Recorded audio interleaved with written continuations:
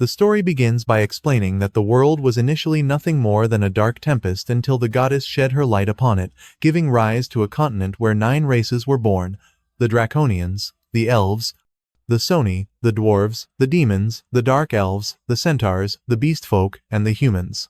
And with that, the focus shifts to Light, a boy who excitedly bids farewell to his family, his parents, elves, and Yume, as the young man embarks on a journey to become a great adventurer, driven by the desire for all of them to live comfortably.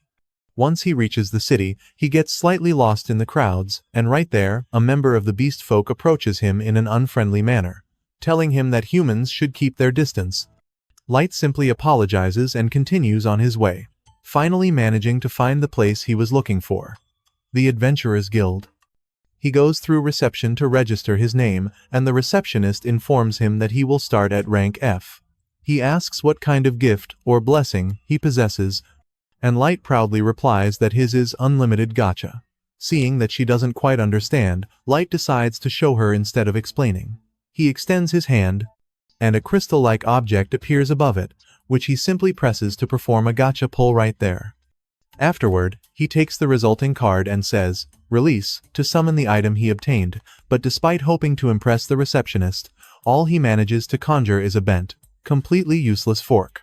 Seeing her distinctly unimpressed reaction in silence, Light gets slightly nervous and clarifies that this was just an example. He tries a couple more times, hoping to pull something better, but only obtains a rotten apple and a bit of moldy bread. Light tries to assure her that his luck isn't usually like this, but the receptionist insists that he must start at rank F, leaving him with no other option. So he asks if there are any jobs he can take immediately. After giving it some thought, the receptionist tells him that the easiest available quests are on the bulletin board. And seeing how lost he looks, she assumes Light has trouble reading, given the low literacy rate among humans. Keeping this in mind, she tells him that chores like gathering firewood, carrying earth, and cutting grass are always available, though the pay is quite low. Light has no problem with this, so he gladly takes all the jobs, spending the entire day working hard only to earn a few coins, which by the end of the day barely covers his lodging, meaning he now has to rely on pulling something edible with his gacha just to have a meal. As Light walks through the city, the same Beastfolk members from earlier spot him counting his coins, so they deliberately push him, then blame him for the collision. Light stumbles and falls into a mud puddle, but the Beastfolk members accuse him of dirtying their clothes and declare that he will have to pay for it.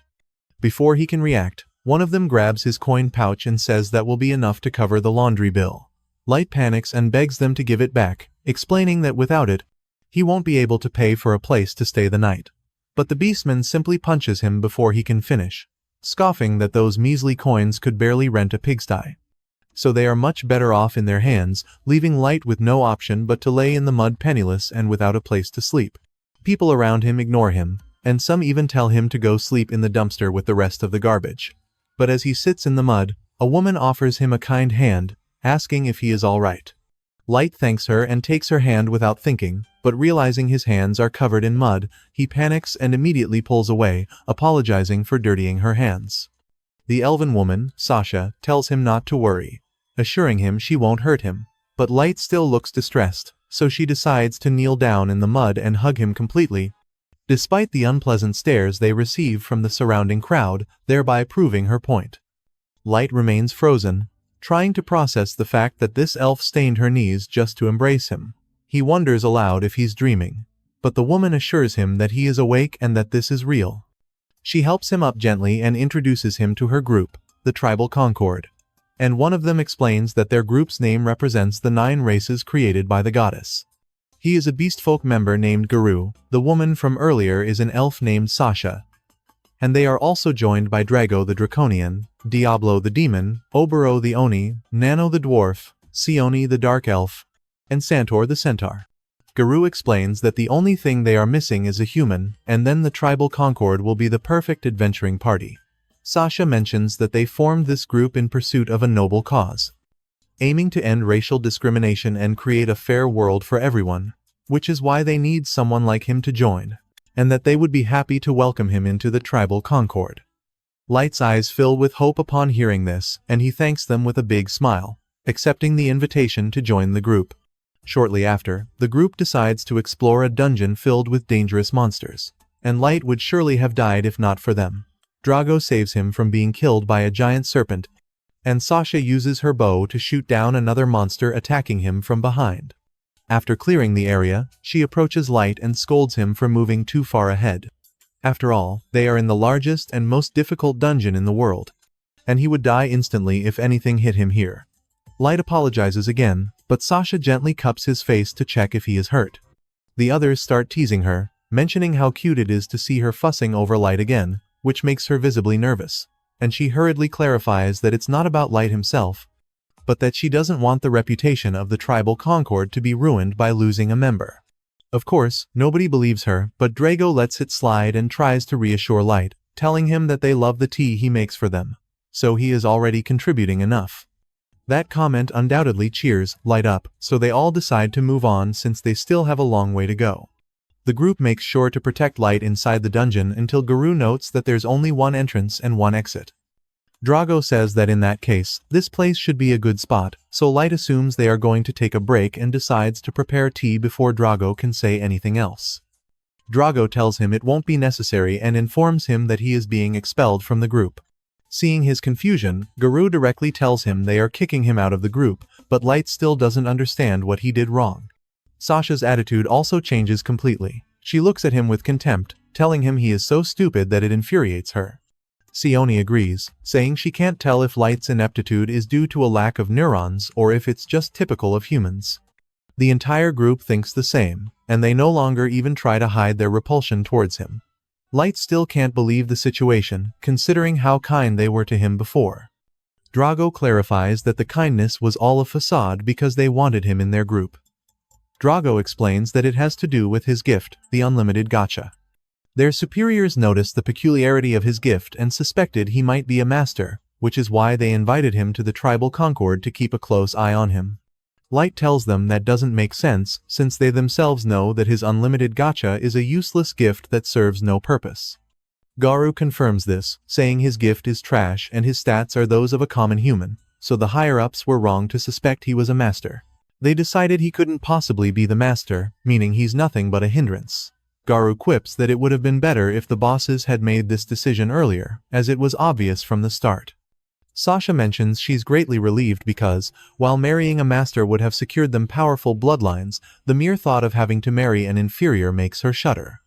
Garou tells her it was quite amusing watching her behave so suck-up-ish around him just to keep that possibility alive, but Light still doesn't understand what they are talking about. Drago warns them that they have revealed too much. But Garou replies that it doesn't matter because Light won't be talking for much longer. Drago urges him to finish it before other adventurers show up. It is then that Light finally grasps the reality.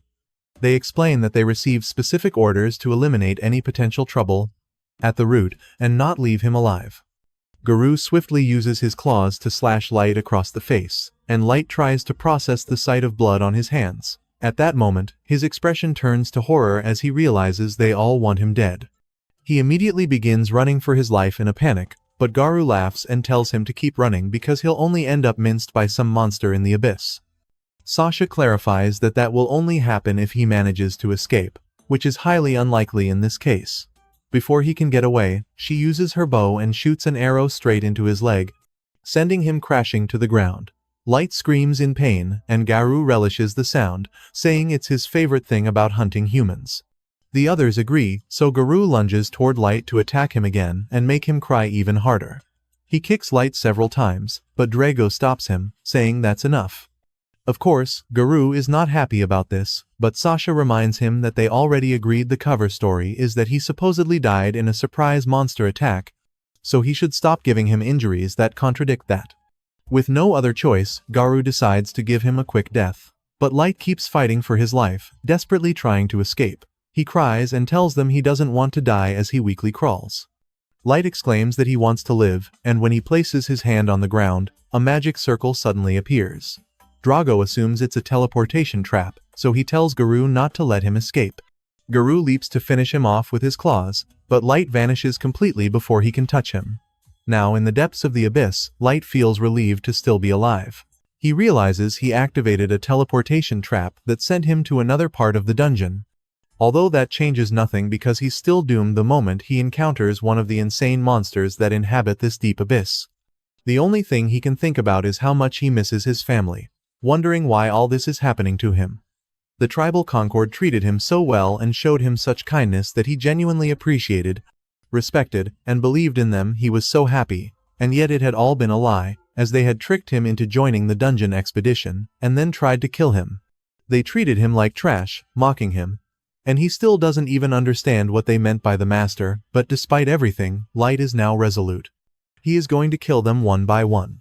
He cannot die in this dungeon until he makes them pay and suffer. Just as he declares this, a giant level 1000 monster rises from the darkness behind him. Light doesn't know how that is even possible, as it's the kind of monster people only hear about in folktales. He then realizes he was teleported to the absolute deepest part of the abyss. The enormous monster slowly approaches, and Light can do nothing but stare in panic, yet he knows he cannot die yet. Still, he has no way to fight it because all he possesses is his gift, so wishing to see his family again, he tries again and again to pull something he can use to survive. Suddenly, his desire to live manifests, and several magic circles appear around the crystals of his gift. The monster immediately lunges at him, but the voice of a woman echoes through the area, declaring she has no mercy for anyone who threatens her master. With her mere appearance, the monster is torn to shreds, instantly crumbling at his feet. Light watches in shock as she cleanses the spot with a single sweep of her hand and gracefully approaches him to kneel. The woman doesn't hesitate to heal his wounds and apologizes for her actions, saying she couldn't bear to see his composed face and flawless skin marred by such scratches. Light notices that the wound on his leg also vanished and that all the pain is gone. The woman refers to him as Master and asks if he would grant her the honor of hearing him pronounce her name with that beautiful voice. Light nervously introduces himself, and the woman repeats his name several times, clearly delighted with how it sounds. She mentions that according to the maid's code of honor, her duty is to her master and she will live in his service even unto death. Having said this, the woman declares that she hereby swears her absolute loyalty to him. Light doesn't know what to say to this but decides to ask who she is first. In that instant, the woman reveals her level is 9,999 and that she is known as May, the ever-seeking maid. She is a super ultra rare card that came from his unlimited gacha. Light tries to process the information, but May decides to make a vow right there, telling him she will remain bound to him even beyond the grave. He tries to tell her that's impossible since his unlimited gacha is essentially useless, so someone as incredible as her couldn't possibly have come out of it. May simply ignores that and asks him to call her by her name instead of Miss. Light reluctantly agrees, but this clearly makes her happy, and she asks him permission for another humble request. May tells him she wants his authorization to use her evaluation skill to review the details of his unlimited gacha. Light asks if evaluation is actually her gift, but May clarifies that it is merely one of her innate abilities, to be precise. She tells him it is inconceivable that his gift is useless, so she wants to evaluate it for herself. Light decides to agree, so May uses evaluation to see the details of his gift and is left completely speechless. She states that his abilities are hidden under a heavy layer of concealment, making it impossible for anyone not at her level to see the true details. Knowing this, May clarifies that his unlimited gacha is far from useless. His gift, unlimited gacha, can be pulled infinite times, and the probability and rarity of the cards it produces vary based on the surrounding mana density.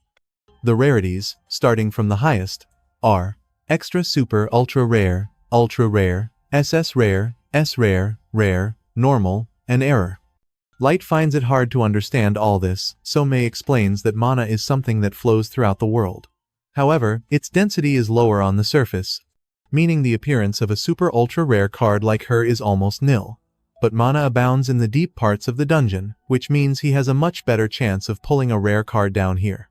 May tells him that his bravery is admirable for having ventured alone to the bottom of the dungeon just to maximize his unlimited gacha, and even more so for pulling her card. That said, facing any monster could be deadly given his current stats. Still, May assures him that he has nothing to fear because she will be with him at all times. From now on, Light suddenly interrupts her to say that wasn't the case he would never have dared to venture into the abyss on his own. He explains that he was with a group, but they ended up betraying him. They cut him, shot him with arrows, and he was nearly killed by his own friends. Light breaks down as he speaks, exclaiming that they mocked his gift and called him trash. All he wanted was to support his family, so he doesn't understand how they could treat him like that just for being human. The pain was unbearable. It hurt so much, and all for the sake of their grand speech about ending discrimination and creating a fair world. Light falls to his knees, weeping in frustration, saying he won't rest until they pay for what they did. May suddenly embraces him, wrapping her arms around him in a comforting gesture. Light instantly calms down, and she tells him that a maid like her cannot possibly comprehend the depth of suffering he has endured, yet he must be sure that with her power at his disposal, bringing divine retribution upon his enemies is a simple matter. He only needs to give the order. By her maid's honor, she will pursue those unfaithful deceivers with maximum acceleration and present their heads on pikes before him. Seeing her dark and threatening expression, Light pulls away and tells her she cannot do that. After all, he trusted them and was deceived, nearly dying after being beaten and sent to this hellhole, but that only happened because he was weak, so the only thing he has to do is get stronger. It might be impossible for a human like him, but he wants to take revenge with his own hands and make them suffer. May kneels before him, telling him his wish is hers, and she will therefore help him obtain his vengeance, as she believes in his potential above all else. Light thanks her for her loyalty, and with that, he pulls his unlimited gacha again to establish a base camp, his path to vengeance, and thus the black depths were bathed in a brilliant light, becoming the first page of his great story of revenge, and thus ends Chapter 1. 3 years later, in the deepest part of the abyss, Light walks through the halls of a vast castle, with May diligently by his side as all the surrounding maids bow before him. However, it isn't long before they begin flattering him incessantly. And naturally, this does not amuse May, who immediately requests Light's permission to silence the chattering maidservants, but Light tries to tell her it's no big deal since they are simply enchanted by him and aren't harming anyone. Light then steps out to walk the streets of his territory, where everyone greets him reverently as their lord, but one woman informs him that snacks are becoming scarce, so Light assures her he will notify the administrator. As they continue their walk, May mentions she will ensure the issue is quickly resolved so that the people do not suspect a logistical problem. But Light tells her that since the population has grown over the last 3 years, it might be necessary to revise the entire system. Light then asks what the other members of the quartet are doing, and May informs him they are diligently fulfilling their missions. Ayuki, specifically, has been exploring the upper perimeter of the abyss and creating maps. Light is pleased, noting that the forests around the abyss are filled with monsters, but assures May that this is no problem for a genius like Ayuki, though May counters, saying she's not so sure, knowing Ayuki is as capricious as a cat. Light simply laughs and clarifies that he wouldn't have her any other way, seeing no issue with it. He then inquires about the others, and May reports that L has been working diligently on developing new magic according to his grand plan and is making excellent progress. Light mentions they have many moving pieces and hopes L doesn't get overwhelmed, but May reminds him that they enjoy serving him, so he has nothing to worry about. Finally, May informs him that Nazuna is patrolling the castle grounds as always. After all, she is an expert in close combat, though she is less reliable outside of fighting. Light says he enjoys having Nazuna around as she makes things more fun, so he isn't bothered by her quirks. Upon returning to the castle, a man named Jack greets them and tells Light he was tired of waiting. May is immediately irritated by the casual way Jack addresses her lord and reminds him that he must speak to Light with respect. May mentally curses Jack but doesn't say it aloud. Light dismisses May's concern, saying it is fine because he views Jack almost like an older brother. May remains thoroughly displeased, but Light informs her he is going to train for a while, meaning she will have to resolve her feelings internally. Afterward, on the training field, Light prepares to fight Jack, stating there will be no holding back today. Jack challenges him to come at him with everything he's got. So Light immediately rushes forward, delivering a powerful punch to his stomach that forces Jack to step back, momentarily surprised. A slightly surprised Jack laughs and tells him to calm down, noting that the strike would have killed anyone else but him. Fortunately, he is not called Jack the Iron Blood Barricade for nothing. Light reminds him that he already said he wouldn't hold back and doesn't intend to stop now. Jack admires his determination and launches a punch of his own, easily dodging Light's counterattacks. Meanwhile, we see Nazuna happily patrolling the castle grounds, clearly enjoying fulfilling Light's orders as she considers it a supremely important duty.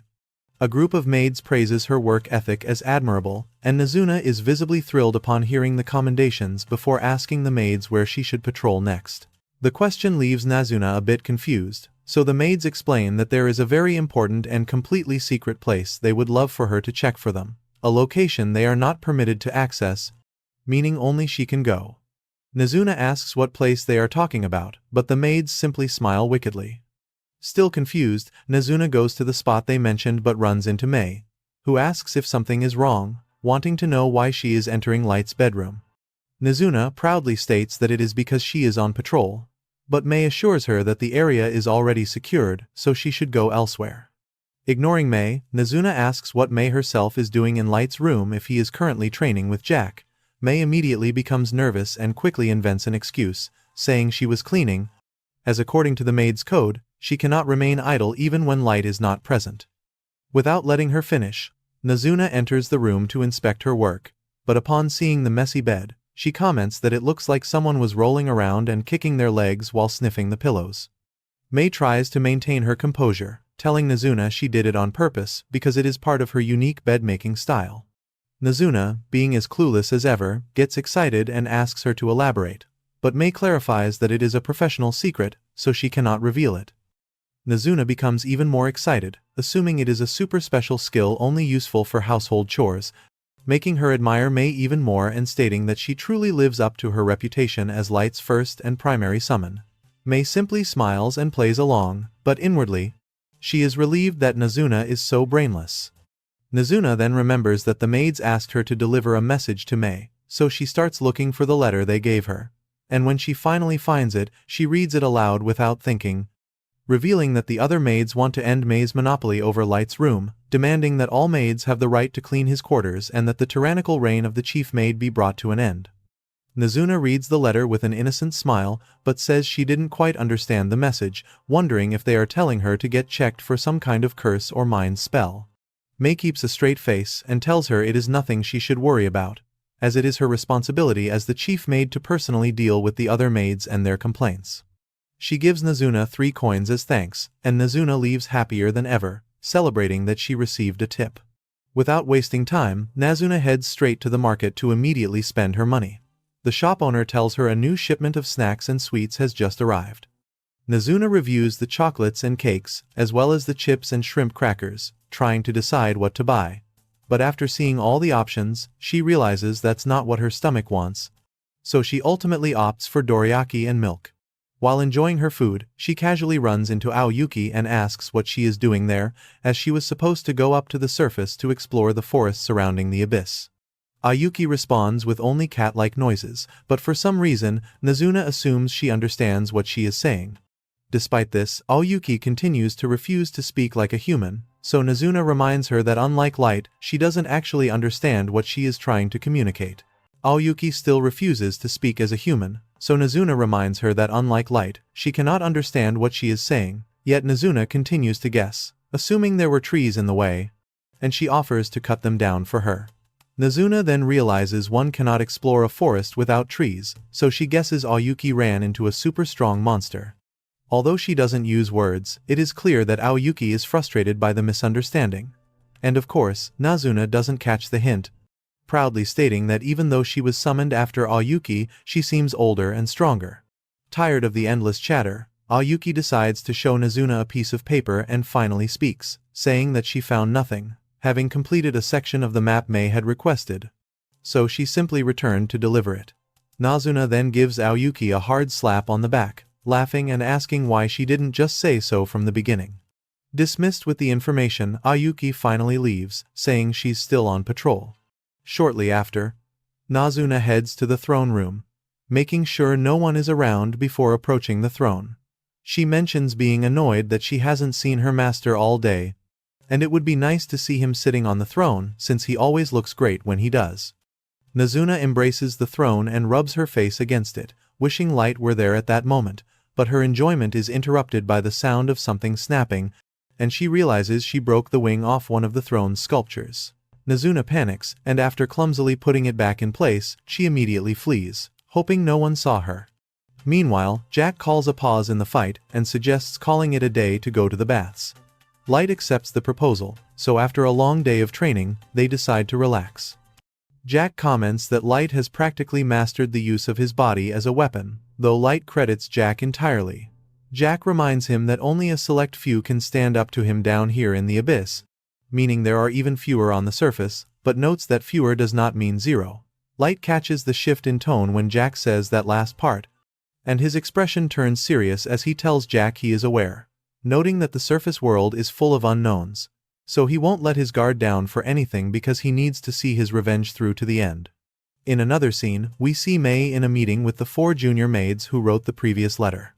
Clearly, terrified by her authority, the maids try to feign innocence, but May reads the letter they wrote word for word to remind them what they did wrong.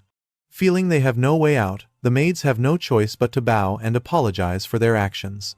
May asks them to explain themselves, but they just search for an excuse, saying they wanted to help lighten her burden since she is always so busy. Naturally, May doesn't buy the excuse and says it is even worse that they had Nazuna deliver the message instead of saying it to her face. The maids now regret their scheme, and reveal that they did it because May is dedicated to secretly sniffing the master's bed. May does her best to maintain her composure and tells them that their demands are rejected. Furthermore, from now on, she will assign the 4 of them to clean the hallway leading to the throne room, and they must do it entirely by hand. The maids immediately try to protest, saying such a thing is impossible. However, May tells them they can and they will, because the path of a maid demands it. It starts with a single step, just as climbing to level 500 begins with effort. May informs them that she will soon be going to the surface on a mission for light, so she expects everyone to work diligently in her absence. The 4 maids have no choice but to accept. Meanwhile, Nazuna returns to the market to look at a piece of armor she wants. Elle casually bumps into her and asks if she's looking for sweets or something, so Nazuna points to the armor piece, then asks what Elle is doing there, having thought she would be working on projects or doing an inspection somewhere. Elle tells her everything is going so well that she had plenty of time to come back. The two immediately start bickering as always, and Elle tells Nazuna that Light has made her a fundamental part of his revenge plans, unlike her and her tiny brain. Nazuna clarifies that she has been busy patrolling, but Elle boasts that she had tea with Light the other day to inform him of the progress of her plans. Elle assures her that next time, she will reserve a private room for them to dine together, and there will be action that night. Nazuna obviously misses the insinuation and complains, saying she wants to have tea with Light, too. Elle asks if she only wants the tea part, but Nazuna doesn't understand what else there would be. Elle then tries to explain that she means something that would stoke the fire of jealousy. Seeing Nazuna's disorientation, Elle tells her she doesn't know if Nazuna is foolish or childish. Nazuna assumes Elle is jealous of her abilities, so she mentions that she knows Elle sucks at close combat despite being very good at magic, which is why if Elle ever has trouble, she can ask for help anytime. Elle can't help but think how unbelievable Nazuna is but decides to play along, telling her that she will surely ask for that help someday. Clearly satisfied, Nazuna returns to the castle to continue her patrol, and Elle is certain that Nazuna truly is one of a kind. On the other side, the maids continue to complain about the punishment they received. They are more than annoyed by the chief maid's unfair management style, feeling intense envy and disgust. Despite their protests, they know May is practically untouchable, so they can do nothing but dream. The 4 maids start fantasizing about cleaning Light's room instead of May, even saying they would surely take his used utensils and lick them clean.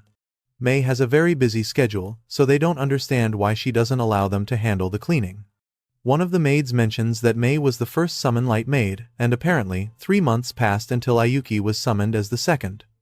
This means they were alone until then, trapped in a dungeon with dangerous monsters, not to mention that Light's level was even lower at that time. Imagining that situation, the maids immediately explode with jealousy, saying May is extremely lucky. Suddenly, the 4 decide to try to channel their rage into a powerful curse that would kill May. However, their ritual is interrupted when May appears, saying she was passing by and overheard some very choice words that seemed directed at her. They were so intent on chanting the word die that she now wants them to explain why. The maids tremble with fear, and one of them immediately says she swore absolute loyalty to May. The others do the same, saying they have admired her as a mentor and sister and wanted to be her subordinates even before being summoned. Despite their obvious lies, May repeats the chant of die die die, making the maids feel cornered, and they admit they were a little jealous. After all, May was the first. May clarifies that she is under no obligation to share this. But during the 3 months leading up to Ayuki's summoning, Light spent the entire time reading all kinds of books and practicing all sorts of martial arts. There was no time for any of the vulgar things they have been fantasizing about.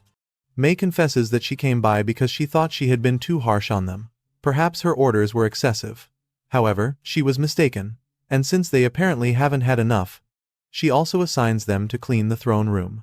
The maids try to protest again, but May tells them they have plenty of time to curse her, so they clearly have time to clean.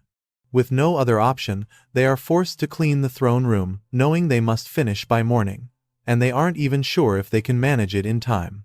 In the midst of their rush, the wing of the sculpture that Nazuna had previously broken falls off when one of them tries to clean the throne.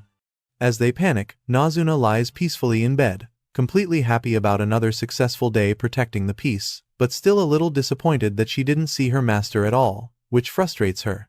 If he would just give the order, she would undoubtedly go to the surface and crush all the losers there. It is clear that this won't happen, so, with no other option, Nazuna falls asleep hoping to at least see Light the next day. Just as she wished, the next day, while arguing with L, Light finds Nazuna in the training fields. Nazuna is overcome with joy, knowing her wish came true, though L assures her that Light didn't come to see her. As they start trading insults again, Light decides to pet Aoyuki like a cat, finding her very cute. L asks him what he's doing, and Light explains that he can't help but treat her like a real cat. The girls are clearly not pleased with this, so Light asks Aoyuki to give him some space as it's time to get down to business. Suddenly, a massive hellhound appears, and Light begins to tremble with fear due to the trauma of his first day in the abyss. As he freezes, the girls' attitude suddenly changes. They glare at the hellhound with menacing eyes, viewing its presence as an offense to their master. They even think they should eradicate them from both the dungeon and the surface because their mere presence disturbs their master. The hellhound retreats, sensing the imposing power of their level 9,999, but Light interrupts them before they can act, clarifying that he is fine now and approaching the hellhound to pet it, apologizing for the girls' behavior. Light knows that even if he said it as a joke, the girls would genuinely annihilate them, but that's not what he wants. Without further delay, he informs them that he has received news from May, so it is time to put the plan into action. The prey has taken the bait, so he counts on them to serve the first course of his revenge, which has been 3 years in the making, and thus ends episode 2. Cutting to another scene, we find Garou in the Beastmen Federation, the official city of the Wolf Tribe, where all the Beastmen show him great respect. He simply basks in the daily praise he receives, viewing everyone else as mere pawns as he struts through the city. Spotting a human child rummaging through a garbage can, he doesn't hesitate to walk over, kick the boy, and spit in his face. Garou orders the child to get out of his sight before heading to a bar with his pack, treating everyone to food and drinks while boasting that he has money to spare. All his companions praise him, calling him an idol for lower-class folks like them. Seeing him rise from a slum orphan to the future leader of the pack is totally inspiring, and they can't help but admire him. Garou clarifies that it isn't easy, explaining they have to learn clever ways to use the instinctive perception that all beastmen are born with. The others argue that his ability is on another level, since even dragons bow before his skills. Garou explains it's all in the nose, the power of smell, as he has to distinguish decent jobs from nasty ones by their scent, which is how he climbed to the top, accepting only the truly good jobs, including one from 3 years ago. Everyone knows he's talking about the Concordat of the tribes, and one of them asks what kind of job it was. Garou just smirks, reminding them that the Federation requires him to maintain secrecy on that matter. The others apologize and go back to drinking, but Garou thinks about what happened 3 years ago, knowing it was the most satisfying job he ever had. After all, he just had to kill a pathetic human child they suspected might be a master, and now he's rich and famous for it. It bothers him a little that they never found Light after he teleported away, but he's sure there's no way the kid could have survived. Still, he wishes he knew more about this master that every country in the world is so desperate to find. But he knows that investigating further is risky. As everyone enjoys their drinks, a woman named May suddenly appears and interrupts the party, asking Garou if he is the former member of the Concordat of the tribes. Garou confirms it, so May introduces herself, stating she serves Light as his most loyal maid. She's been searching for her master's whereabouts for some time, as he is a key figure of noble descent. Guru clearly doesn't buy her story, telling her she's not fooling anyone with that tale and clarifying that he cannot reveal any details. Guru falls silent, pondering. He knows the higher-ups should have already found out everything possible about Light, and there was never any mention of him being from a noble family. However, in the unlikely event this girl is telling the truth, he can already smell a mountain of cash. Guru tells her he still finds it hard to believe her, and May clarifies that she has been traveling the world searching for Light. She only recently learned that he had joined a group of adventurers but then received news that he had already died in the abyss. That's why she needs him to guide her, as she wants to see for herself the place where Light was last seen alive. Guru warns her that such a trip carries many risks, but May says she is prepared to pay him for his help. The entire room goes quiet as May opens a briefcase overflowing with gold, but Guru remains suspicious. He can't believe Light belongs to a noble family, and it seems too convenient that she's paying so much just for an escort. However, even assuming it's a trap, he knows that a single human girl poses no real threat to him. With this, Guru accepts the deal, claiming the money is hardly a factor since Light was like a little brother to him. He proudly boasts that she stands before the future leader of the wolf tribe, promising to assemble a pack of his finest men to guide her through the dangerous dungeon known as the Abyss. May smiles and thanks him with tears in her eyes, maintaining a perfect performance to ensure he takes the bait. Guru and his pack spend an entire month leading her deep into the abyss, all while May feigns exhaustion and helplessness. Seeing her this way, Guru is confident it'll be easy, planning to get her to her destination without a scratch, only to shatter her right on top of Light's supposed grave. Once they arrive at the spot where Light allegedly died, Guru spins a tale about a monster ambush, claiming Light was stabbed before unfortunately falling into a teleportation trap, never to be seen again. May continues her charade, weeping for Light, so Guru offers a fake apology, explaining the attack caught them all by surprise. As he speaks, the rest of his group cuts off her only escape route, and Guru prepares to make his move. However, as May cries for Light, she suddenly drops the act and says she feels a profound pain for him. After all, he was brought to this gloomy and disgusting dungeon only to be betrayed by vile scum and beaten to the brink of death. If only she had entered his service a little sooner, he never would have suffered the agony of being kicked and pierced by arrows. Guru recoils in shock, alarmed and wondering how she could possibly know those details. The only ones who know what truly happened are the members of the Concordat of the tribes and a few elite executives from each nation.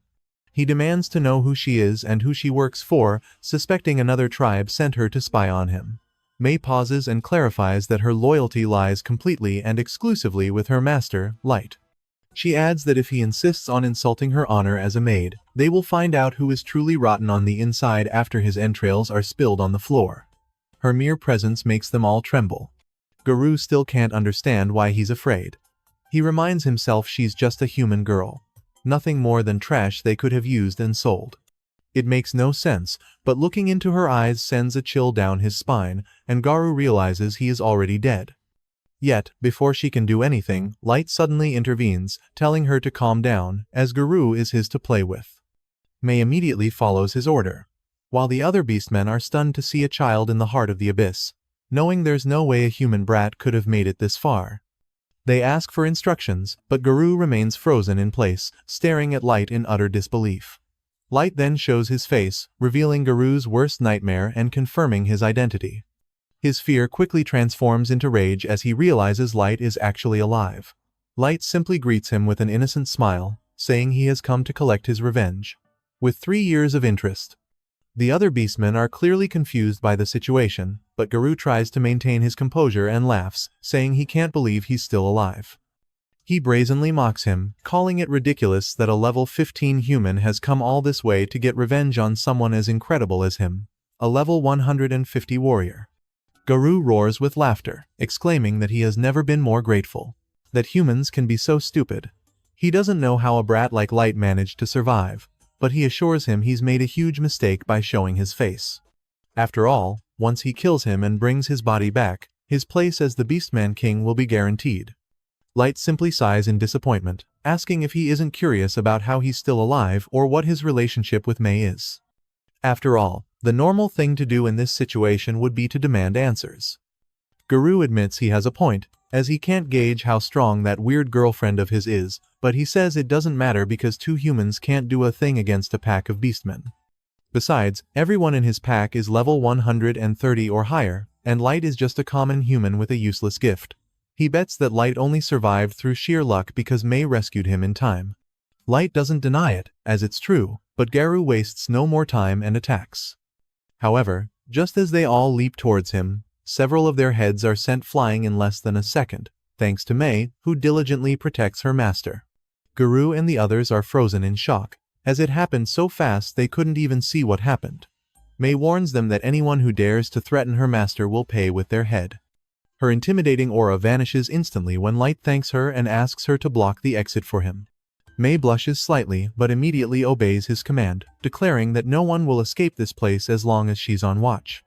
The beastmen panic, but Garu tells them to calm down, explaining it was just a surprise attack and that cheap tricks like that are the only way an inferior being could ever beat them.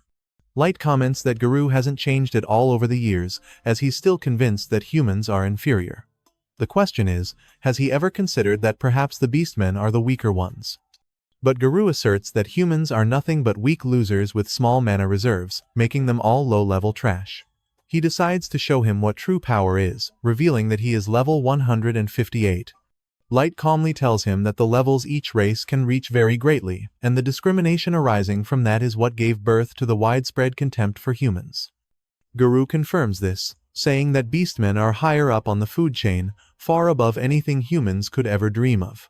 Light then asks how he explains the fact that two of his men are now dead. At this, Garu doesn't know what to say, stammering that they probably used some magic item or something. Garu gets irritated by the way Light is looking at him, so he and his pack immediately charge. However, Light effortlessly defeats them all and looks down on them, asking if they're done yet. Garu slowly gets up, boiling with rage, reminding Light that he is better than a stupid human like him. This time, instead of attacking again, Garu pulls out a magic sphere, telling Light he's going to wipe that look off his face. Without a second's hesitation, he smashes the sphere on the ground to summon a Majin beast, Fenrir, making the entire place tremble. Garu laughs confidently, revealing that this is his trump card. A level 500 Fenrir. Everyone in Garu's pack is in awe at seeing such a powerful secret weapon, but Light just sighs in disappointment once again, saying that level 500 is pathetically weak. Of course, Garu just assumes he's insane for saying such a thing, so he tells him he should be begging for his life right now, wanting to see him plead and whimper just like he did 3 years ago. To his surprise, Light simply tells him to go ahead, declaring he won't move a single step and that Garu can do whatever he wants. Irritated by his defiance, Garu accepts the challenge and decides his Fenrir will erase him from existence. Fenrir immediately attacks with a Majin Beast explosive howl, concentrating the entire mana reserve of a level 500 creature into a single blast.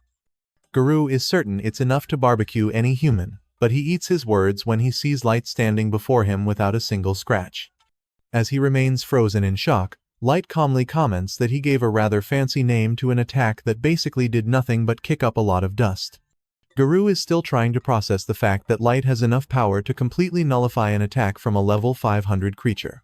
Then, Light decides it's his turn. Because calling that pathetic mutt Fenrir gives the wrong impression, he's going to show him what the real one looks like. Suddenly, he pulls out an ultra-rare card and unleashes a level 900 primeval god Fenrir. As everyone stands paralyzed on the spot, Light asks his Fenrir to eliminate Garu's summon.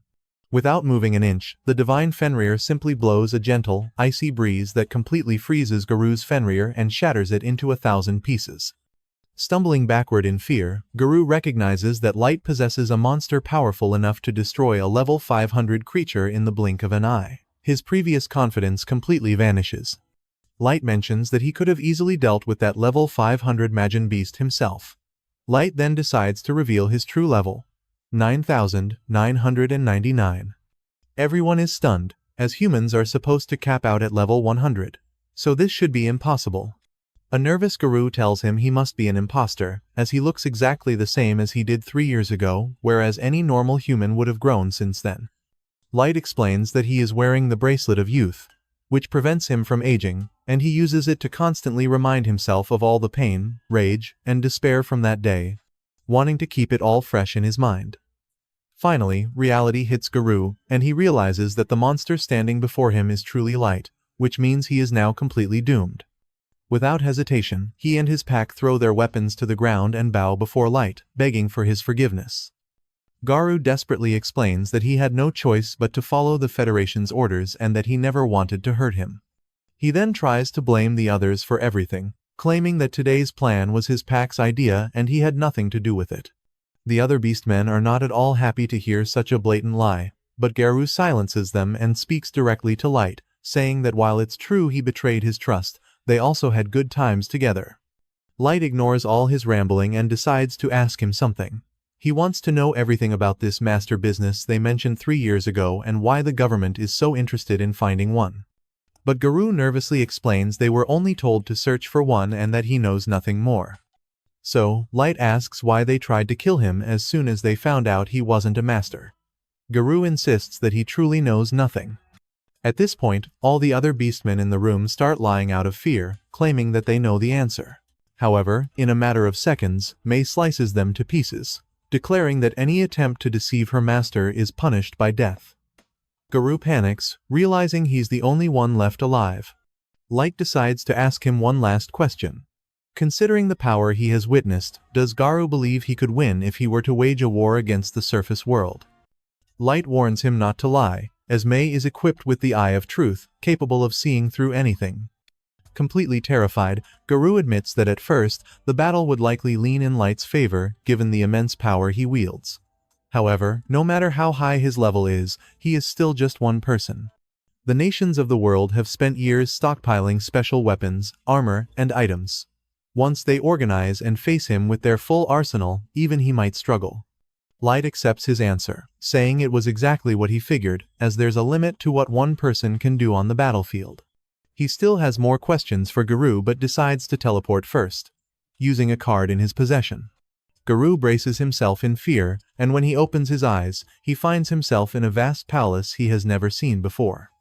An entire army of dragon beasts, fairy maids, living armors, and other species bow as Light arrives. Garou is completely frozen as he sees Light sitting on the throne, who then asks everyone to rise and display their stats. All the different types of monsters reveal levels ranging from 6,000 to 9,000. There are armors at level 5,000, and a trio of knights, including Jack, at level 7,777. The army of living armors starts at level 1,500, with some other races reaching level 3,000.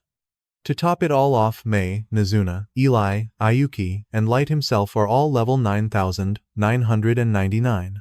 Light tells Garou that these are the forces he has gathered over the past 3 years. At this sight, Garou's fur instantly turns gray, and he is clearly beyond terrified. Light simply smiles and repeats his question, wanting to know if Garou thinks he stands a chance of winning a war against the nations of the surface world. Garou can't even muster the courage to speak, but his face tells Light everything he needs to know. Light congratulates him, saying he has won the reward of being annihilated in a pain and despair worse than death. In that moment, Garou realizes that he and the Concordat of the tribes were the ones who gave birth to this monstrosity, one that could end the world in the blink of an eye. He calls Light the Lord of Destruction, and as tears stream down his face, he asks if he is trying to become a god. Light says he likes the sound of that, but someone is hiding the truth from him for reasons that may be noble or nefarious. Whether he takes the path of a benevolent god or a demonic monarch depends on that answer. After all, with his gift, he can grant blessings and fortune or plunge everything into death and despair. The world now has the opportunity to show him which it deserves by answering the question he has posed. And so, he will now begin his march from the abyss to the surface. When Light finally returns to the surface, he runs excitedly towards his hometown, eager to see Els, Yume, and his parents after so long. However, during the 2.5 years it took him to return from the abyss, his town was destroyed by unknown forces. Now, 6 months later, the only hope he has left is that his siblings' bodies were never found, so they must be alive, and that is the last spark of hope he can cling to.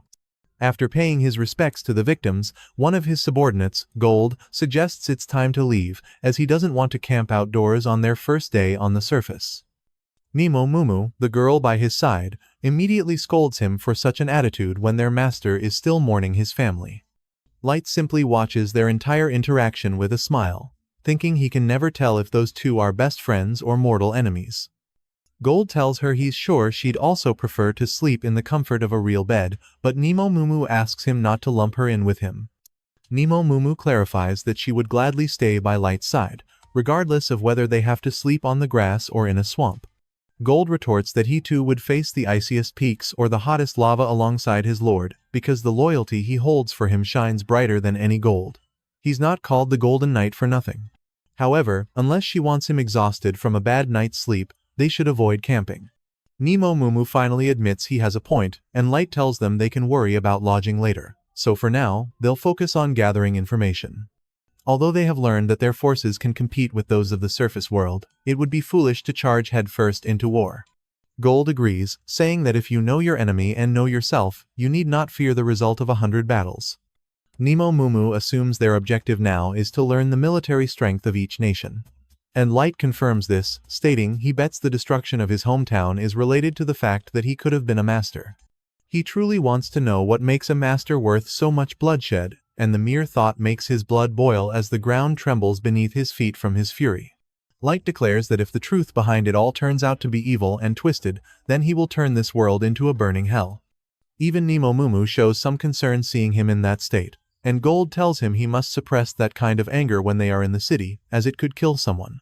Light quickly calms down and apologizes, saying he will be careful. After that, he uses his ability to summon a fool's mask and puts it on to hide his identity. With that, Light bids farewell to his parents and finally departs with his subordinates. As they fly towards their next destination, Nemo Mumu asks Light what their first mission in Dagas will be. Gold tells her to be careful how she addresses him, and Light reminds her that he is not Light when they are on the surface, but will go by the name Dark. Nemo Mumu quickly apologizes for the mistake, and Gold tells her they obviously can't use his real name here, otherwise the Concordia of Tribes would discover them. Once that's settled, Light informs them that he's going to register Dark as an adventurer and then climb the ranks by doing missions, as this will allow him to get information from the bigger fish. That's why for now, they will only focus on increasing their adventurer rank. Gold and Nemo Mumu agree with him, and shortly after, they manage to spot something on the horizon. It's Dagas, so Light decides to land and continue on foot from there. In just a few minutes, they spot a group of dwarves trying to rob a human's cart. The poor man just begs them not to hurt his son, but they clearly have no good intentions. Light confirms that things aren't very civilized up here, and just then, Gold's shiny armor catches the dwarves' attention. Nemo Mumu immediately scolds him, but Gold just laughs, saying he wouldn't be the Golden Knight without his signature gleam. The dwarves demand they show themselves, threatening to kill the human and his son. Light says just one word, and in a matter of seconds, all the dwarves are tied up thanks to Gold and Nemo Mumu. Both the man and the boy are stunned to see how powerful they are, and as thanks, he offers to take them to Dagas in his cart. The excited boy mentions he's never seen humans defeat dwarves so quickly, they must be super strong. As they head to Dagas, the man says their goal must be to enter and explore the dungeon, assuming they are a famous party of adventurers. Light clarifies that they are still aspiring, unofficial adventurers, which is why they want to visit Dagas to register at the guild and rank up. This information surprises them a bit, but the man tells them they are definitely heading to the right place. After all, Dagas is the southernmost city of the Dwarven Kingdom, and is located right on the border with the Human Kingdom to the east, and the Elven Kingdom to the west. Although there are many disputes between the countries, the quality of the dungeon here is high and attracts many adventurers, making the city quite prosperous despite its rural status. A good number of humans gather here, which fortunately allows him to run a hotel catering to them. After a while, they finally arrive in Dagas, and the man drops them off at the city entrance.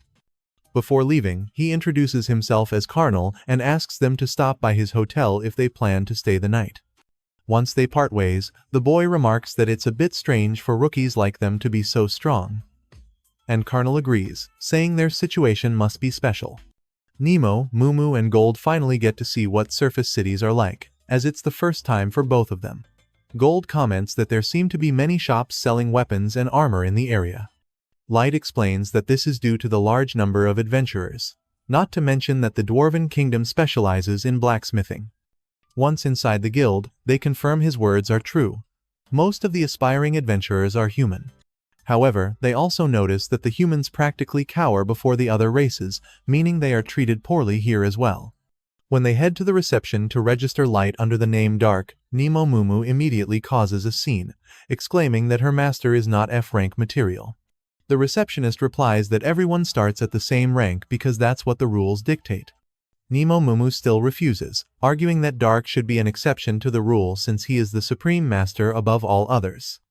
The receptionist refuses again, and this time Light steps in, bowing to apologize for his companion's behavior and saying he's happy to start from F-rank. After successfully registering with the guild, Nemo Mumu cries for messing up so badly that her master had to apologize for her.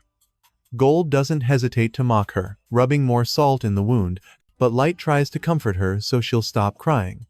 Afterward, they decide to go to Carnal's hotel, and Light tells him he'd like to rent the entire top floor for a month. He also kindly asks that no one, including his staff, set foot there during their stay.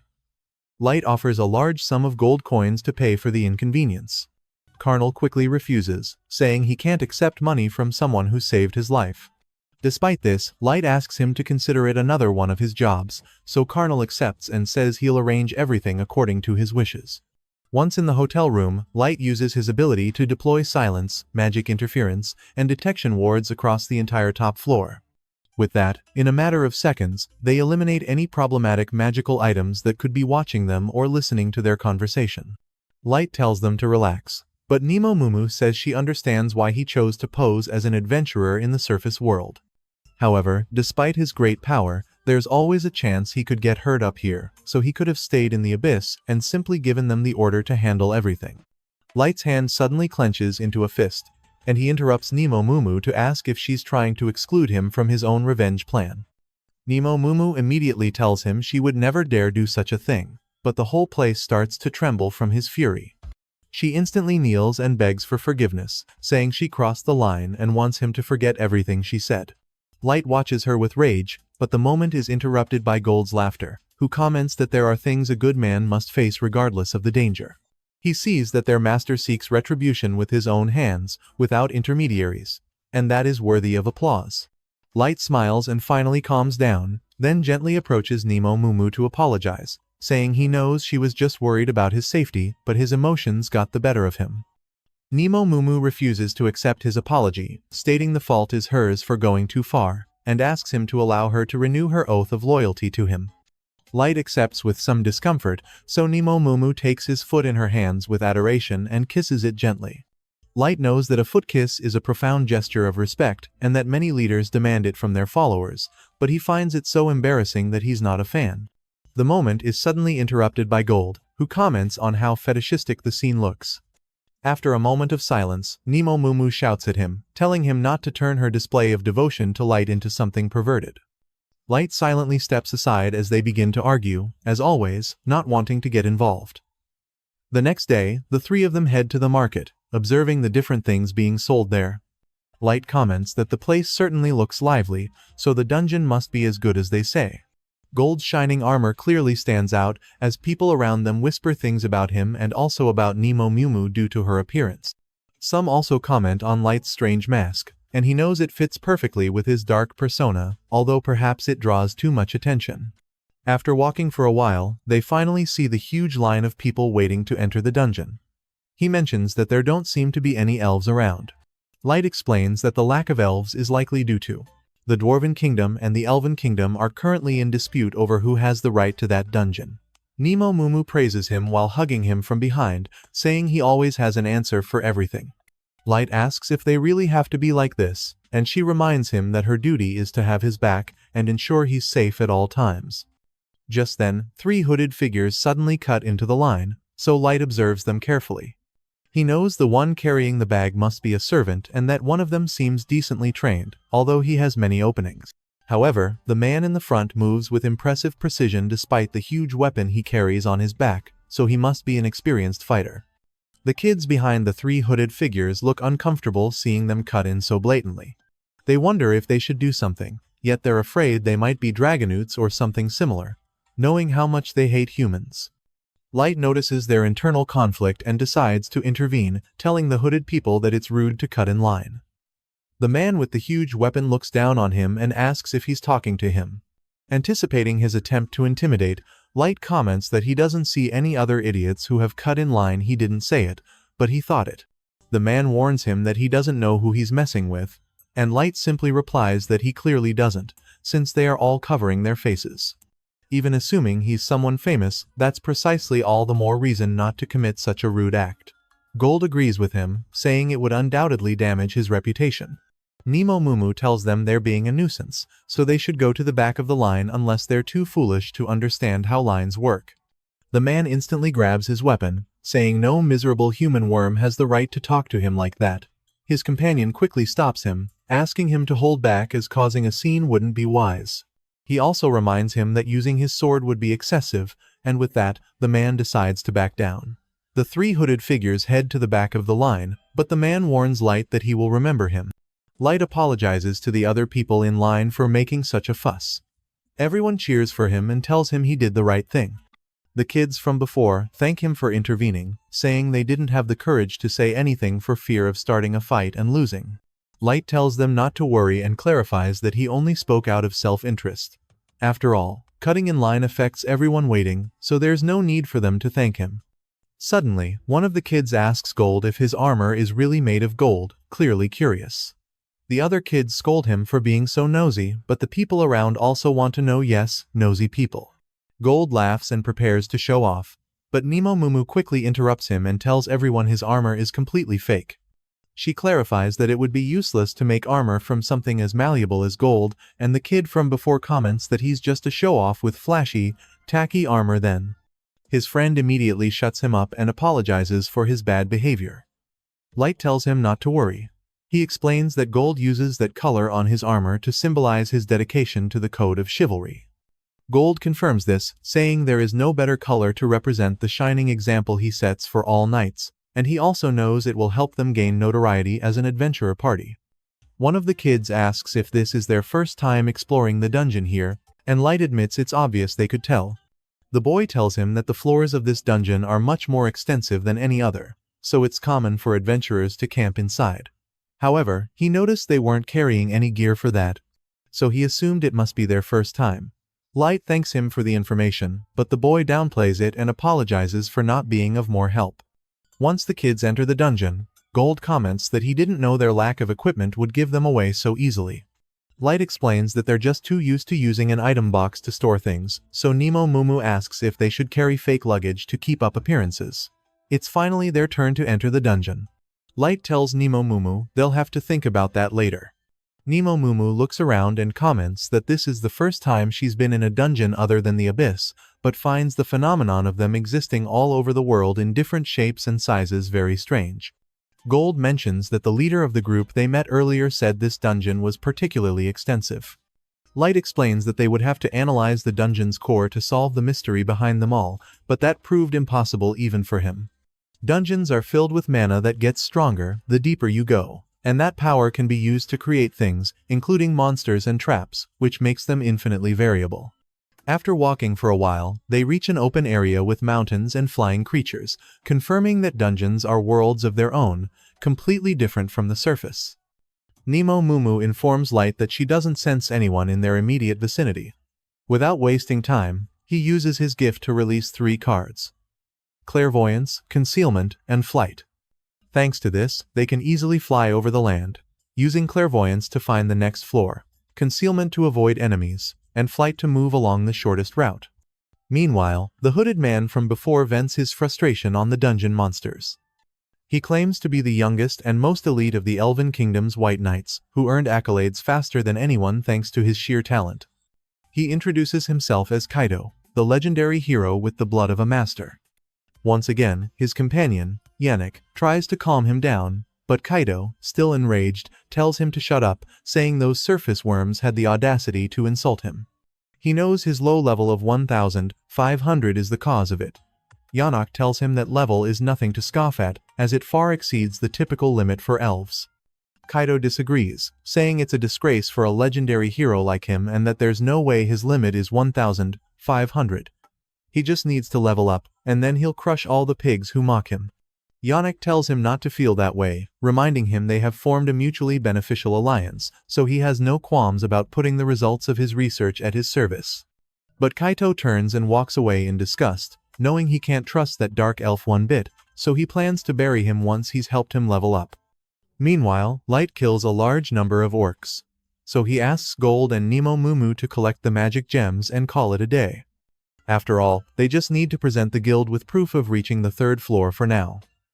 Once that's done, they return to the 1st floor in a short time thanks to Light's powers. As they fly, Light notices the group of kids they met earlier being surrounded by goblins. They stop to watch for a bit, and Gold comments that the 3 boys in the front are the fighters, while the girl in the back provides magic support. The kids easily defeat the goblins, and Light decides to land to give them a warning. He reminds them that keeping focus on the enemy is a fundamental part of combat, but they shouldn't let that distract them from watching their backs. Just then, the kids realize he stopped a bush snake that was about to attack them. Light warns them that a bite from one of those won't kill them, but it can paralyze them for a while, which would be fatal in the middle of a battle. The kids bow gratefully for the warning, but at that moment, a pack of bush wolves suddenly appears. Light knows those creatures usually live deep in the forest, so it's strange to see them this far out. The kids prepare to run, but Light doesn't move. And the bush wolves simply run past them. Which means they are fleeing from an even bigger problem. In a matter of seconds, a gigantic quad mantis appears, causing the kids to freeze in fear with the realization that they're screwed. The kids can't believe their eyes. The giant mantis before them was a species thought to have been exterminated 10 years ago. Their leader, Hans, immediately tells his younger sister, Nene, to hit it with a spell to unbalance it, creating a chance for them all to escape. Seeing their plan to flee, Mei asks if they wouldn't mind if her party hunted it instead, with Momo adding that a level 500 monster like this one must have a massive bounty on its head. Hans is baffled by their casual attitude, trying to warn them that fighting the creature is a death sentence and they should report back to the guild immediately, but Light simply replies that it will be fine. The mantis lunges at them, prompting Light to decide it's time to squash the bug. Garth is the first to engage, his sword clashing against the mantis's hide before he backs away, remarking that the beast took his hit without a scratch and that its scythes are incredibly tough, to which Mei just calls him a sore loser. Light decides to use his gift, firing a fire arrow, but the mantis expertly bats it away with its scythes, sending it flying back toward them. Hans is convinced they stand no chance against it, and asks Milla to support them with a spell, but she's just watching in awe, suddenly exclaiming that Light just cast a combat spell without an incantation, something she considers completely insane. Since Hans and Nene are warriors and know nothing about magic, they don't understand her excitement and just urge her to help. Garth simply laughs, telling them not to worry and to just watch and learn, as he's about to show them how a real knight handles his weapons on the battlefield. He tells Hans that defending with a shield while attacking with a sword isn't a bad approach, but it's far from the best. For their first lesson, Garth uses his shield to parry one of the mantis's strikes at the perfect moment, the impact completely shattering one of its sides as the children watch in astonishment. He explains that all it takes is a well-timed counter to turn a shield into a powerful weapon.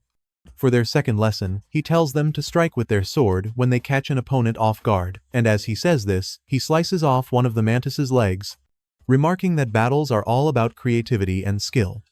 Hans realizes Garth is far more than just the braggart he initially seemed to be. Light decides it's his turn again and fires another volley of fire arrows, but this time, when the mantis tries to swat them away, the projectiles change trajectory mid-air and strike it from behind.